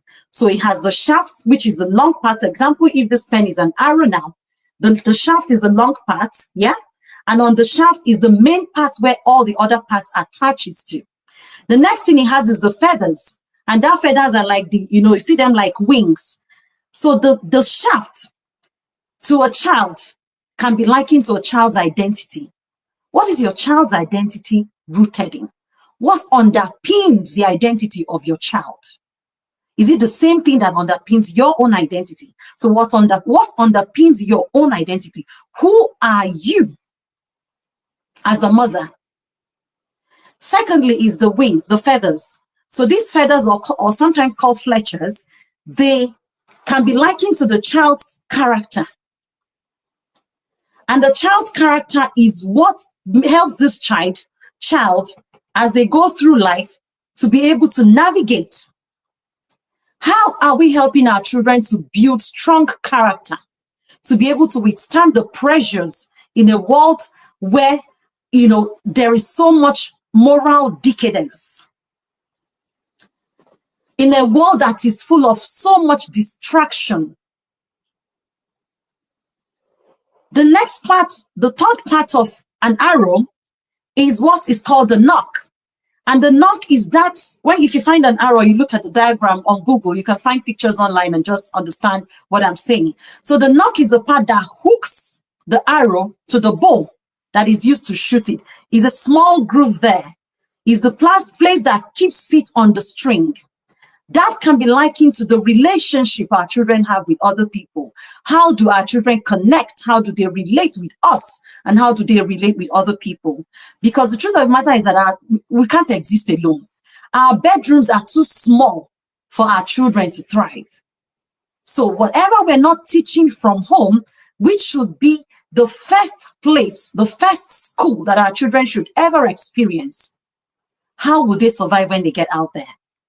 And the fourth part, which is most important, is the head, the arrowhead. And that arrowhead sometimes is called the point. What that can be likened to is the purpose of that child. And that is the part that you should aim, or we are expected to aim at that specific target. So when we talk about that point, we're talking about how are we as parents helping our children to harness their talents, their giftings? How am I, or how are you as a mother playing a significant role in building a child who would not miss God's target for their lives? In this same scripture, the Holy Spirit showed me that arrow in the hand of the warrior, you as a parent, myself as a parent, is the warrior. And how skillful we are in the shooting of this arrow will determine how far our children would go. How skillful we are in the act of shooting this arrow to meet target will determine how well our children will do. So it's important that we equip ourselves with the requisite knowledge, skills, and strategies so we don't miss this assignment. And one important thing I must say here is, with all that has been said and will be said, it is not for you to parent from a place of fear. Because a lot of the times we wait until there is one viral video on the internet explaining how things have gone south. These things didn't start today. The war against the destinies of our children did not start today. So we need to wake up and stop waiting until there's a viral video on the internet and then we start running kitty kata kata. No, it has been there. So when God commits that seed into your hand, don't wait until that time to begin to equip yourself. Start early. And if you already have children, that's why this conference is here, for you to learn. And much more than learning is to implement what you're taking away from this conference. Now, I will go straight to the mother's role. What are we expected to do as mothers? And I don't want to just give us bullet points. I want to connect the roles to the practicality of real life situations, some from Bible stories and some I would relate to, stories that we've heard. Now, I will talk about 5 roles. I know, in fact, the roles of a mother cannot be compressed. That is the truth. There's no way we can compress it. It is a lot. It is enormous. Why? Because the mothers tend to spend, in fact, from the time your baby arrives this planet, that's your little bundle of joy, is making first contact with you. Even before then, that the baby is in utero, the baby is already building, you're already building a bond with your child. I remember when we lost our first pregnancy, I can't even tell you how it hits us, especially me, because I had already built a bond with that child, even before the child was born, about 3 months old, gestational age. So that tells us that even while our children are within our womb, we're already creating connections with them. And the first time the baby is arriving planet Earth, as a midwife, I'm also a registered midwife in Nigeria. I practiced as a midwife before I became an adult nurse. I can tell you that the right way to birth a baby is bed the baby up onto the mother's abdomen or chest. So once you're catching that baby's head, the next thing you're doing is flipping the baby over to the mom's body. You're creating that connection. That is why the mothers play a powerful role from the word go, from the get-go. All right? Excuse me. So I'm going to talk about first, number 1, the mother as a protector and preserver of life and destiny. Now, I picked a story from the book of Exodus, chapter 1 to 3. In this story, the story of Moses is just trying to take us back to how long ago the war against the destiny of our children has been in existence for. So in this story, we see how Pharaoh came into authority after the death of Joseph. And he felt that the children of Israel were just too much, and he wanted to reduce their numbers. And he gave a command that the children born to the people of Israel should be killed at birth. Now, I'll tell you women who played significant role because they understood the assignment of Moses' purpose here on earth. His mother was number 1, Jochebed, a Levite. She gave birth to Moses at the time where the system was working against her and other women. And at that time, she saw the child. Some of the scripture versions says the child was a fine boy. But beyond the physical look of this baby, his mother saw the destiny of her son. And she said, no, this one will not die. I will not let them kill this one. I will do whatever it takes to make sure that this child lives. Now I'll tell you how strategic Jochebed took the preservation and protection of Moses' life and destiny. Without what Jochebed did, the children of Israel would have remained in slavery. But for the sake of what this woman did, Moses was able to remain alive and saved the children of Israel as God intended it to be. This woman hid her baby for 3 months. And when she could no longer hide him, the idea of what can I do came. And the next thing she did was she created a basket, made a basket from bulrushes.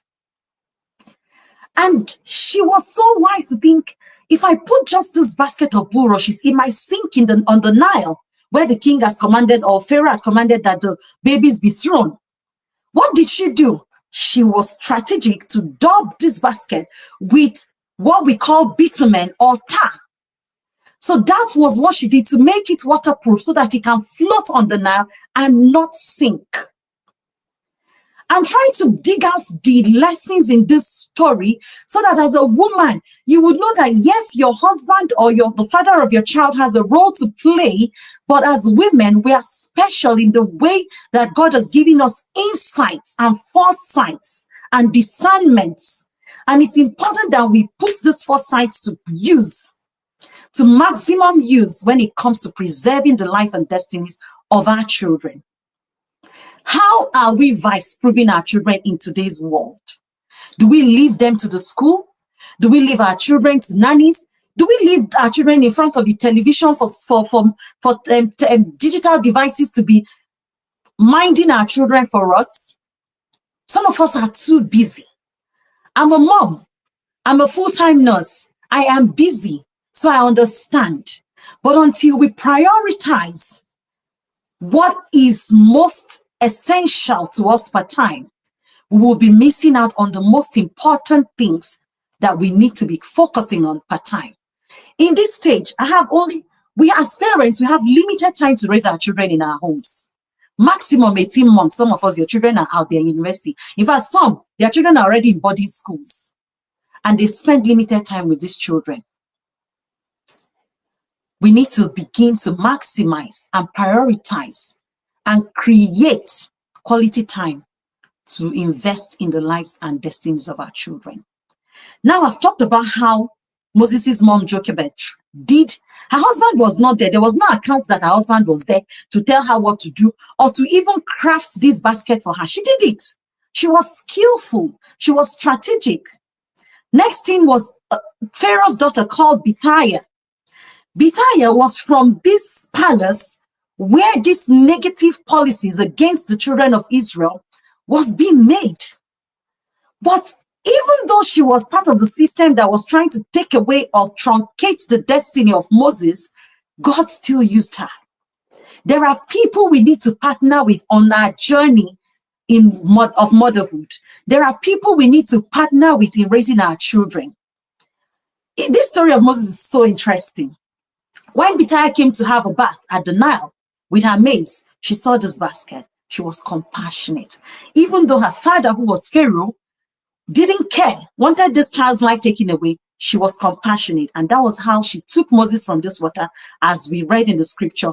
So if you're a woman and you have come in contact with a child who is not your biological child, just like Moses was not Bithiah's biological child, he was an adopted child to Pharaoh's daughter, but she preserved his destiny.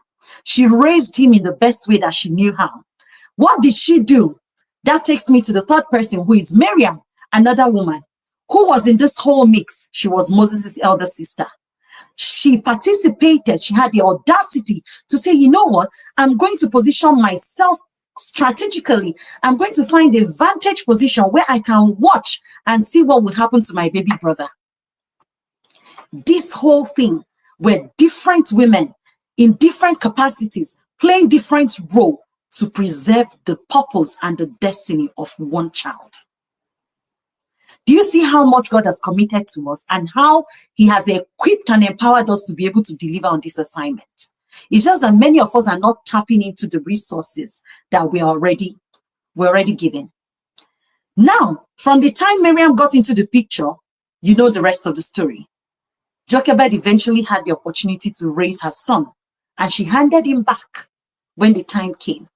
And that was how Moses' life was preserved, by these women all in one picture. I'll move to the next thing because I can keep talking and talking. Second thing, the mother as a wise counselor. I will link this one to the story of King Lemuel's mother in the book of Proverbs chapter 1 verse 9. Chapter 1 to 9. Sorry, Proverbs 31 verse 1 to 9, I meant to say. So some literature has it that this story here is about King Solomon and Bathsheba, his mother. I'm not sure about that, right? But what I'm interested in is how much a mother sat down to counsel her son who is a king.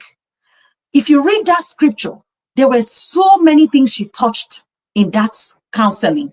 She told him about character building, about the principles of leadership. She taught him kingship and how kings should behave. They shouldn't be giving to too much wine. They shouldn't waste their time on women. This was a mother counseling her son who is a king. She taught him compassion. She taught him advocating for the poor and the destitute and those who do not have a voice. What counsel are we spending time to even soak up godly counsel into our own spirits enough that we can pour out to our children. As mothers, we need to spend time with God. We need to spend time in the things of God. We need to spend time in praying for and with our children. Only then can we download the revelations of what God truly wants us to be doing with these children. We can't parent our children with just logic. No, we can't parent our children. Reading books are amazing. I will get to that. But you see, first of all, is connecting with the supreme deity that handed these children over to us. And now, when it comes to counseling our children are not looking for information. Yes, newsflash, they are not looking for information because information is everywhere. In this technological age, where most children, even from the age of 8, they already have phones. I really don't understand that, but that's not what today's conversation is about. But in this time and age where children have access to the internet, they have access to information. What our children need from us is knowledge, sound, godly knowledge. Sound, godly knowledge. That is what our children need from us. They have information. And the truth of the matter is that your children can tell when you know and when you don't know. And how do you get this knowledge? Attending conferences like this, reading books, learning from people who have dedicated their life to carry out a lot of research into parenting and have become parent coaches, like what Oluchi does. She does amazing. I'm her student and I'm still a student, and I'm proud to be her student. Okay, my children have also benefited from most of her boot camps. How far and how intentional are we in investing in the growth, in our own personal growth and development, and also the growth and development of our children?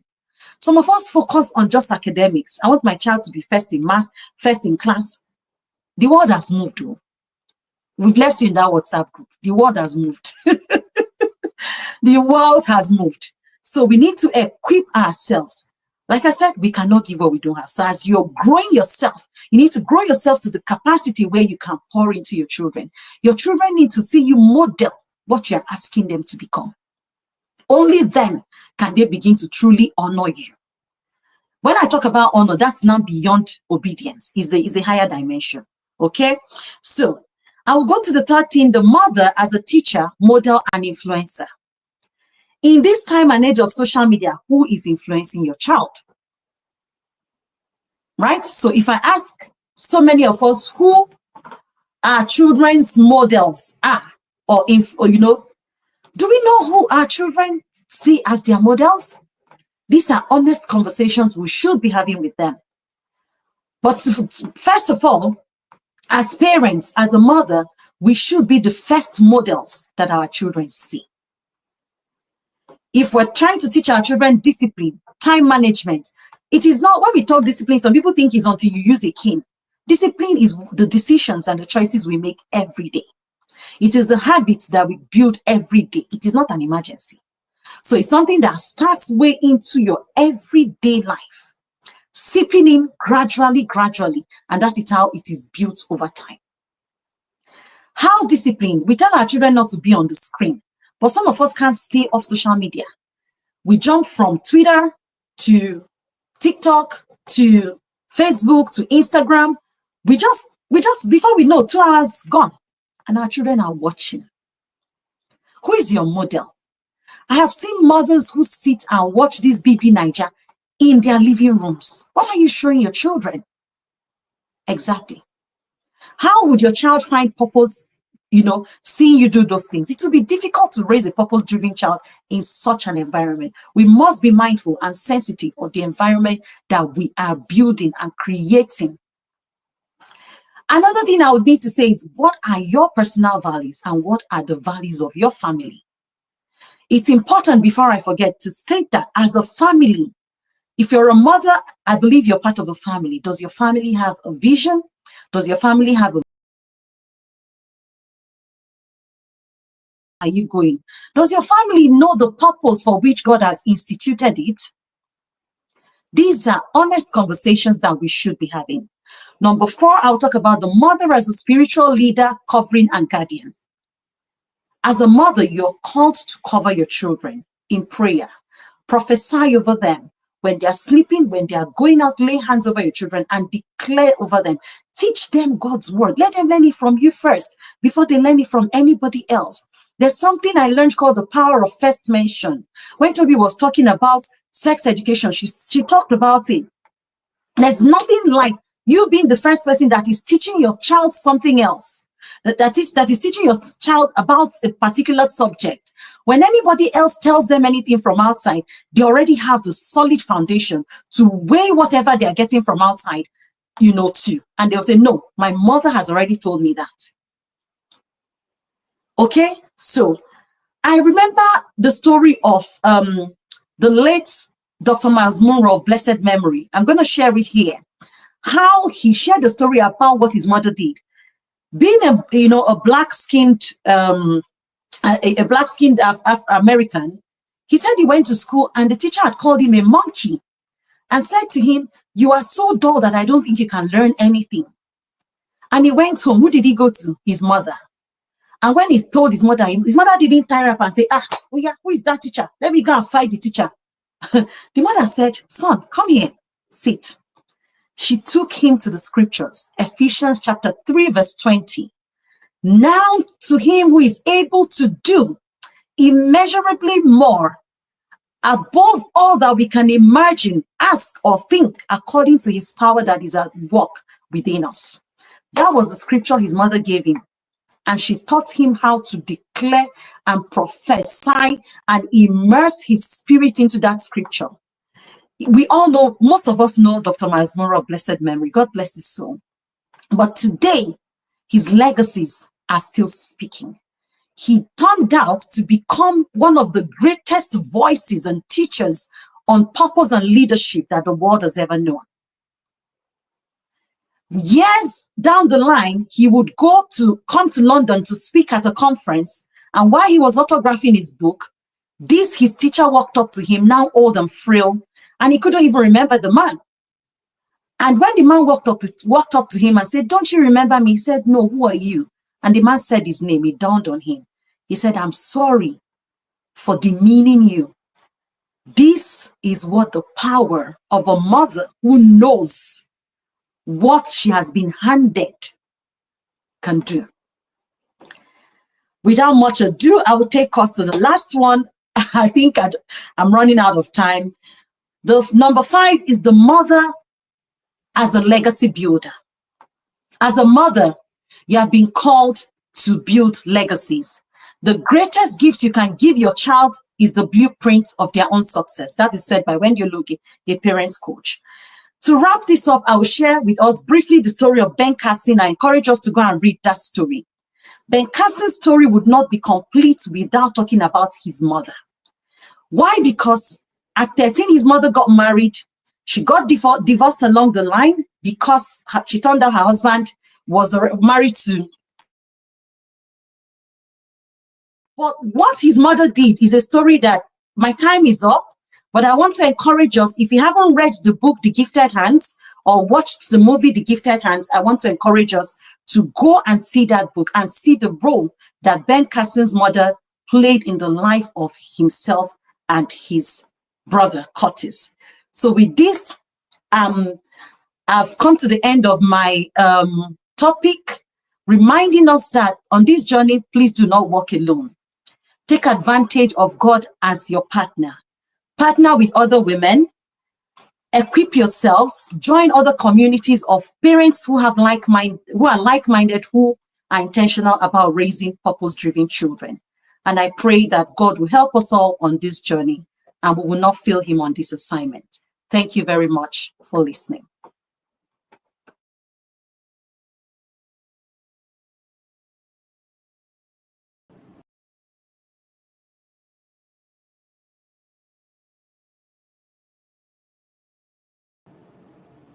Wow, that was explosive. In fact, at some point, it felt like Miss Chinwema was dragging me because, when she was talking about social media and spend so much time on the phone, and I'm like, shots fired. And I'm sure that a lot of women could relate, you know. And I love the fact that she said, for you to raise a purpose-driven child, you have to be a purpose-driven mother yourself. Why? Because you cannot give what you don't have, and you cannot pour from an empty cup. So it means that we have a lot to do for ourselves. And one of the things that drive me as a person, if you know me, you will know that I'm someone that is very value driven and purpose driven. And one of the things that drive me is the fact that I'm a mom, and I want my child to look at me when he's grown and say, wow, I would love to be like my mom. I see what she does and I admire her. She's my role model. Oh, that is it for me. It will give me the greatest joy ever. And that's why I'm on the path I am. And I know that it is same for a lot of women, you know. So thank you very much, Ms. I hope I'm pronouncing it well, Chinwemma, for that very beautiful speech. And you're so beautiful, Ma. As you were speaking, I was just admiring your face, like, wow, such a beautiful woman. You know, so I'm sure that everyone could have seen that she's so beautiful. And I love beautiful women with brains. You know, it speaks to a lot of things, you know. So if you have questions, please put them in the chat box. Let's have conversations. This topic is one for the books, and I want us to ask questions. Feel free, don't hide. Like I said, this is a safe space. I love that she also said parenting is a call to stewardship. It's not just about carrying a baby for 9 months. I know that can be very tasking. I've been through it. Very daunting task and stressful. I know some people have gone 4 times, 5 times. I've gone only once, and I know that it's such a job. But then that's not where it stops. That's where it just starts. You still have a lot of work training this child, ensuring that this child is not it's not going to be a problem society. Instead, it's going to be, he or she is going to be a solution. She also said the power of first mention. I loved it. It means that as a mother, you have to be very informed. You cannot be waiting for things to be happening. You cannot be saying, I just know the one I know. No, you have to know as things are happening. You have to be informed, either on the news or on social media. Ensure that you are in the right network so that anything that's happening, anything in vogue, you know, and you immediately know how to filter down to your kids so that they are aware of all of this. You can see, ignorance is not an excuse. It's not an excuse. You need to always be informed, develop yourself, because why are we saying this? You, first of all, has to be purpose driven for you to train and raise a purpose-driven child. Thank you very much, Ma, for such an amazing session. I learned a lot, and I can't even wait to implement all of the things you've said, right? Very insightful session. Someone is asking, how can a mother train her child on an area she's struggling with? Let me check if I'll see other questions. So you just answer it once and for all. Okay, all right. So I think you can answer that already. How can a mother train a child on a place that she herself is struggling on? Thank you. Okay, so for a mother to train her child like I've said, the question has actually been answered prior. You cannot give what you don't have.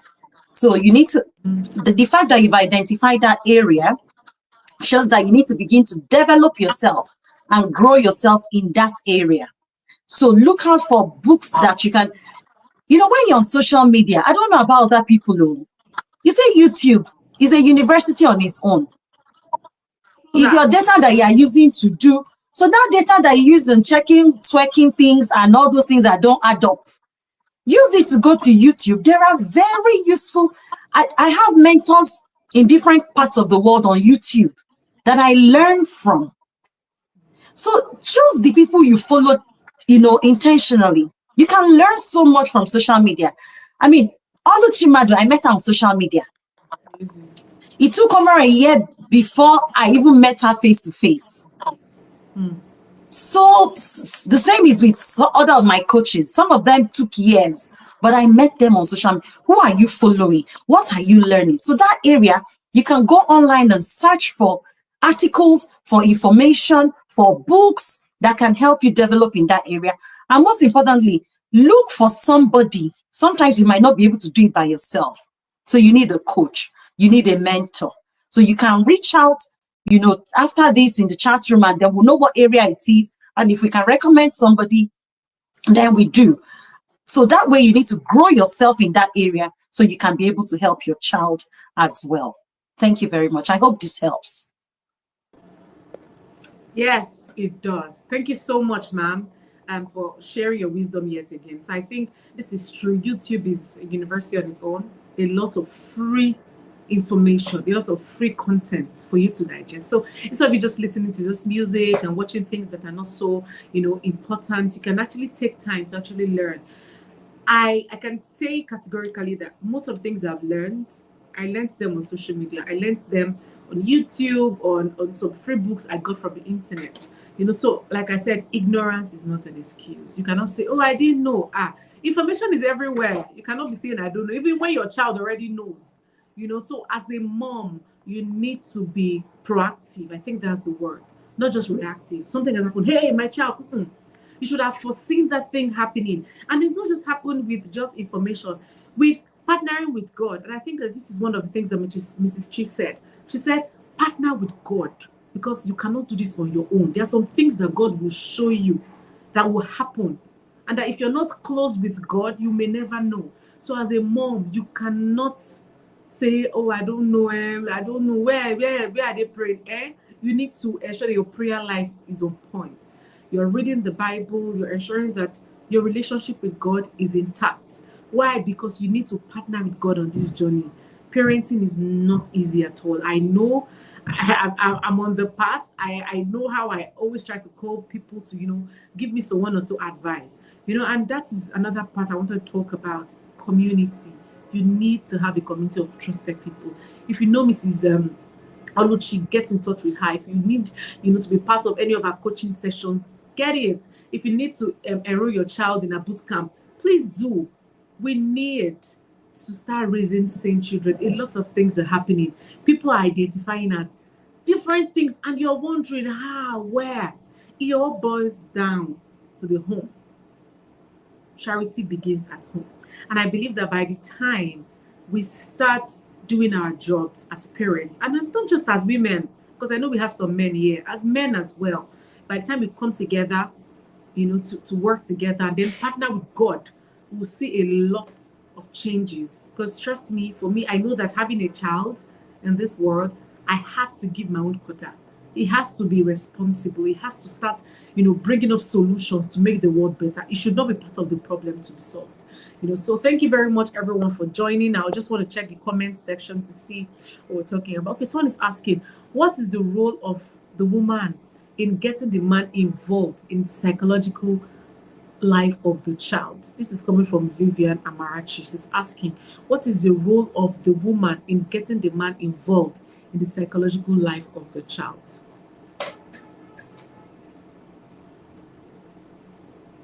That's question. Now, I think is it the speaker who talked on the father's role? He touched on a bit about this, how to get the man involved. The truth is that the same thing women are battling with. When you don't know, you don't know. The same thing happens with men. Sometimes a lot of people are coming from a lot of trauma, a lot of ignorance, and many times, unfortunately, a lot of people who should be parents or who are parents don't really have what it takes to be raising another child, another human. So it's the same thing that applies to a man getting involved. He might not even know what to do. Just the same way some of us didn't know what to do and we all had to learn. So as a woman, I would say for women, always come from, if you know more than the man or you're more exposed than the man, remain submissive. Men have their ego and you cannot force things into their head. You cannot force them to accept what they are not ready to accept. So you have to subtly find a way. It can be by way of sharing some information like this conference that we're having now. If the father of your child doesn't know much, subtle way you can share it with him. When you find information like that, share. Let them know, let them gradually begin to hear this thing from other people. Because when there is a clash, it takes time sometimes for both the father and mother to be on the same page. Sometimes it takes a while. And many times I have been in different parenting academies, different conferences. If we take the statistics of the people on this conference, we will see that the women are more. So where are the men really?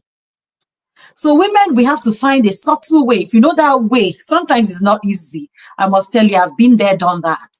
So, but I know it works.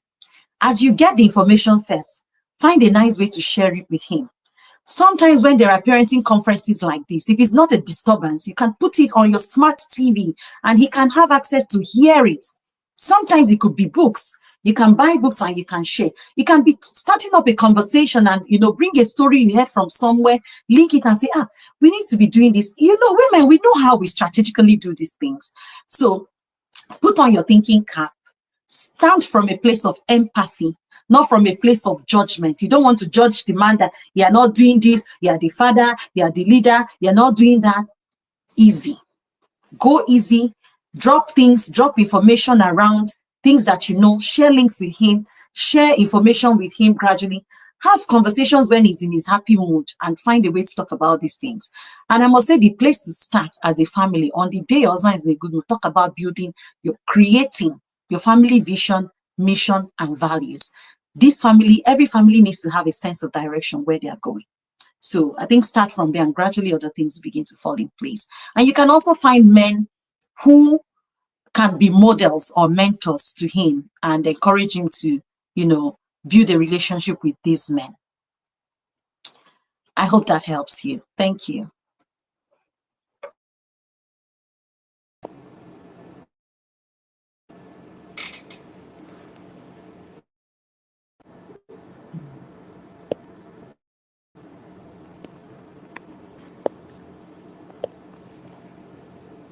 Thank you so much for that very beautiful response. I love the fact that you said that sometimes we just need to have conversations. We don't need to fight and shout, because sometimes these men don't even know what they're doing.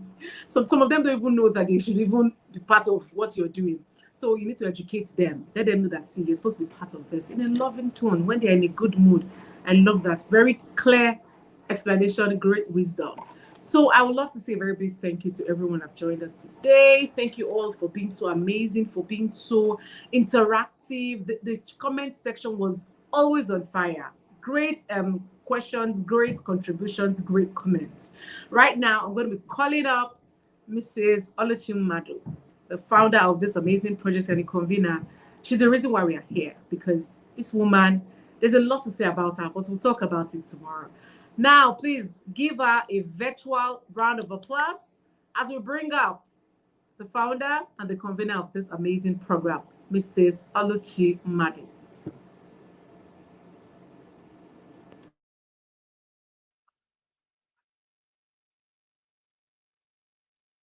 Wow, wow, wow. I hope you can hear me, because the first time my mic was muted. Please let me know if you can hear me. Say I can hear you in the comment section if you can hear me. All right, fantastic. Wow, wow, wow. Yeah. I couldn't stop shouting, screaming, from the background. Do you know why? The Holy Spirit can never lie. When the idea of this conference dropped in my spirit, I told God that I don't want to choose carnally, that he should just lead me to the right people that will deliver the message that is highly needed. You can agree with me that Holy Spirit selected the best for this job. A lot of things have been said, so many things. In fact, I don't know, but I don't know about you, but I'm filled that I have a lot to reflect on tonight. Even as the convener of this program, I have a lot to reflect on. So how about you? Now that you have learned so many, you have heard so many, the only thing that will differentiate you or stand you out from the crowd, the only thing that will differentiate you from that person that did not attend this program is your implementation. All that you've learned today, if you did not implement, you will just be like that person that did not attend. In the course of this program, I've also identified a common problem. happened to talk about this few weeks ago on my Facebook Live. We have coaches for women, mentors for women, coaches for children. Where are the coaches for men? There is a very deep and great gap, and it's giving me a whole lot of concern. It's a problem. Where are those people that are called for men? Please start doing something. Start organizing programs. Start educating men. And just like Coach Chinwema rightly said, there are ways even wives can communicate these things. You know, many of us will rather choose fight. And when you fight, you will get nothing. The load will still remain on you. So be strategic. If you listen to Coach Chinwema, how she described the birth and training of Moses, how the mother handled this, the women handled this, you find out that there is this divine authority, like an influence that is bestowed in women. But many of us, we don't even tap into these things. Tap into it. Ask the Holy Spirit to help you on how to communicate these things to your husband.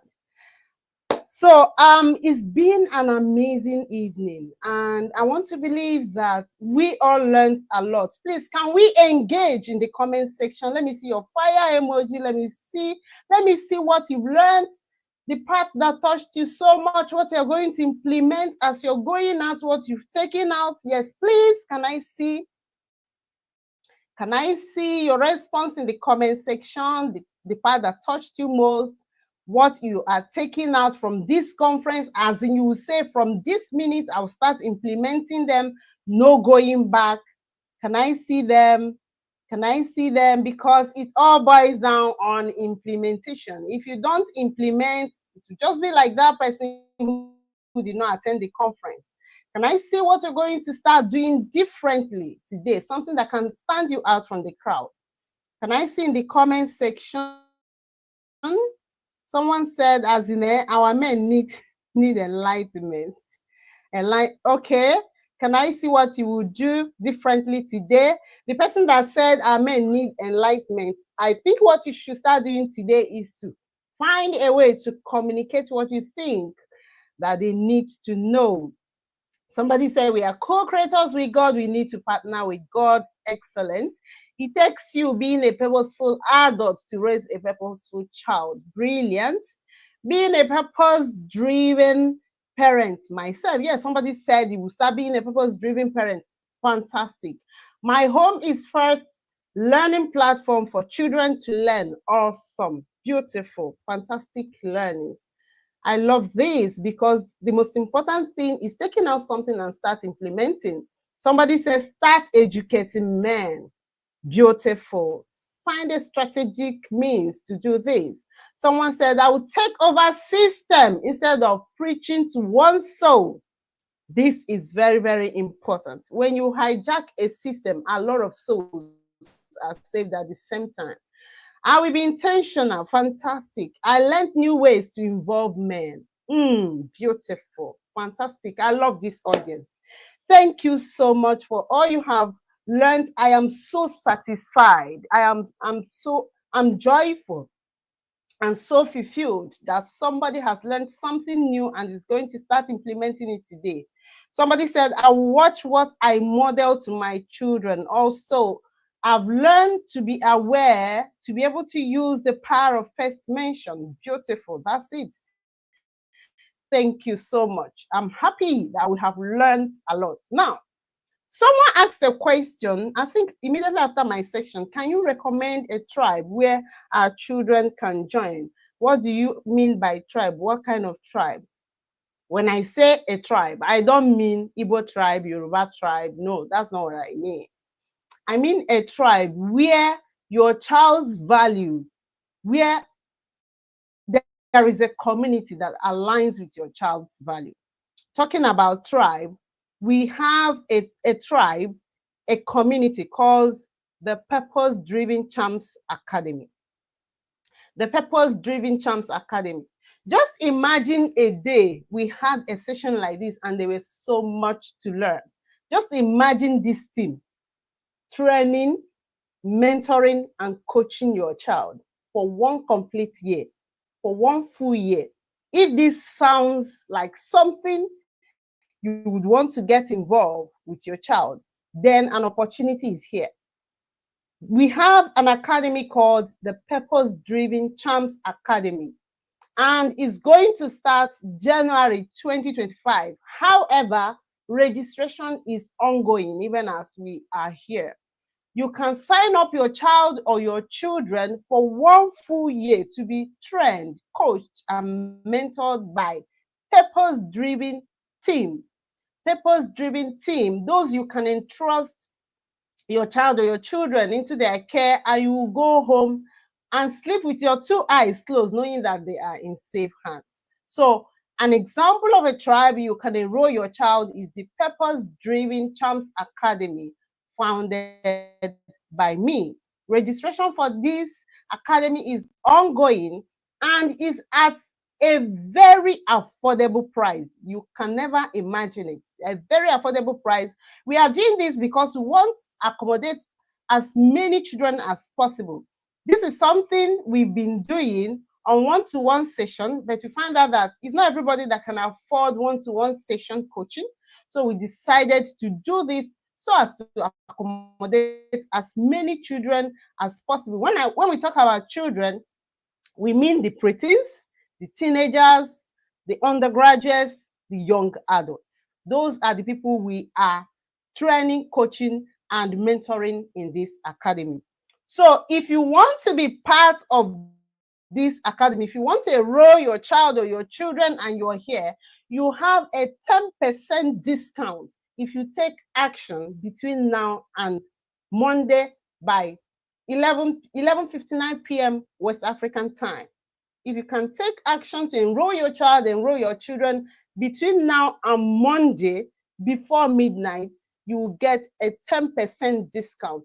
Remember, is for the whole of 2025. What it means is that your child, your children are in safe hands to be trained, to be mentored, and to be coached by this purpose-driven team. So on that note, I want to thank everybody who joined uh, to glean knowledge from this purposeful living conference 2024 first day. Remember that this is just the first day. We are having the second day, and I bet you have a lot to learn from tomorrow. Bring your children, bring your preteen, your teenagers, your young adults for tomorrow, because tomorrow is basically designed for young children. On this note, I also want to thank all the speakers. I don't even know where to start because there are lots that you taught, and I know that all of us are going home with something to start implementing and become better individuals, become better parents, become better teachers, better coaches, and in any way we are handling children, we become better individuals. Thank you so much to all the coaches, to all the speakers that have presented great and amazing messages today. We cannot thank you enough. And to you, the participants who left everything, all that you were supposed to do, that were in your schedules, and picked up this conference to spend time with us this evening.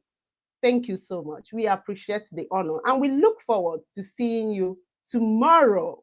Please, if you are not in the conference chat room, it will be nice if you join the conference chat room, because that's where you gain information, the starting time, the notifications, and everything. So if you are not in the conference chat room, please, media team, can you pin a link to the conference chat room so that those that are not in the conference chat room can also join the conference chat room? And there are questions that are also going on in the conference chat room that are going to be addressed. So with this, we have come to the end of day one of the Purposeful Living Conference 2024. And we look forward to seeing you tomorrow to share amazing topics and ideas again on how to become intentional and purpose-driven so as to raise purpose-driven generation in a very challenging world. From me, I say good evening and thank you for being part of this conference.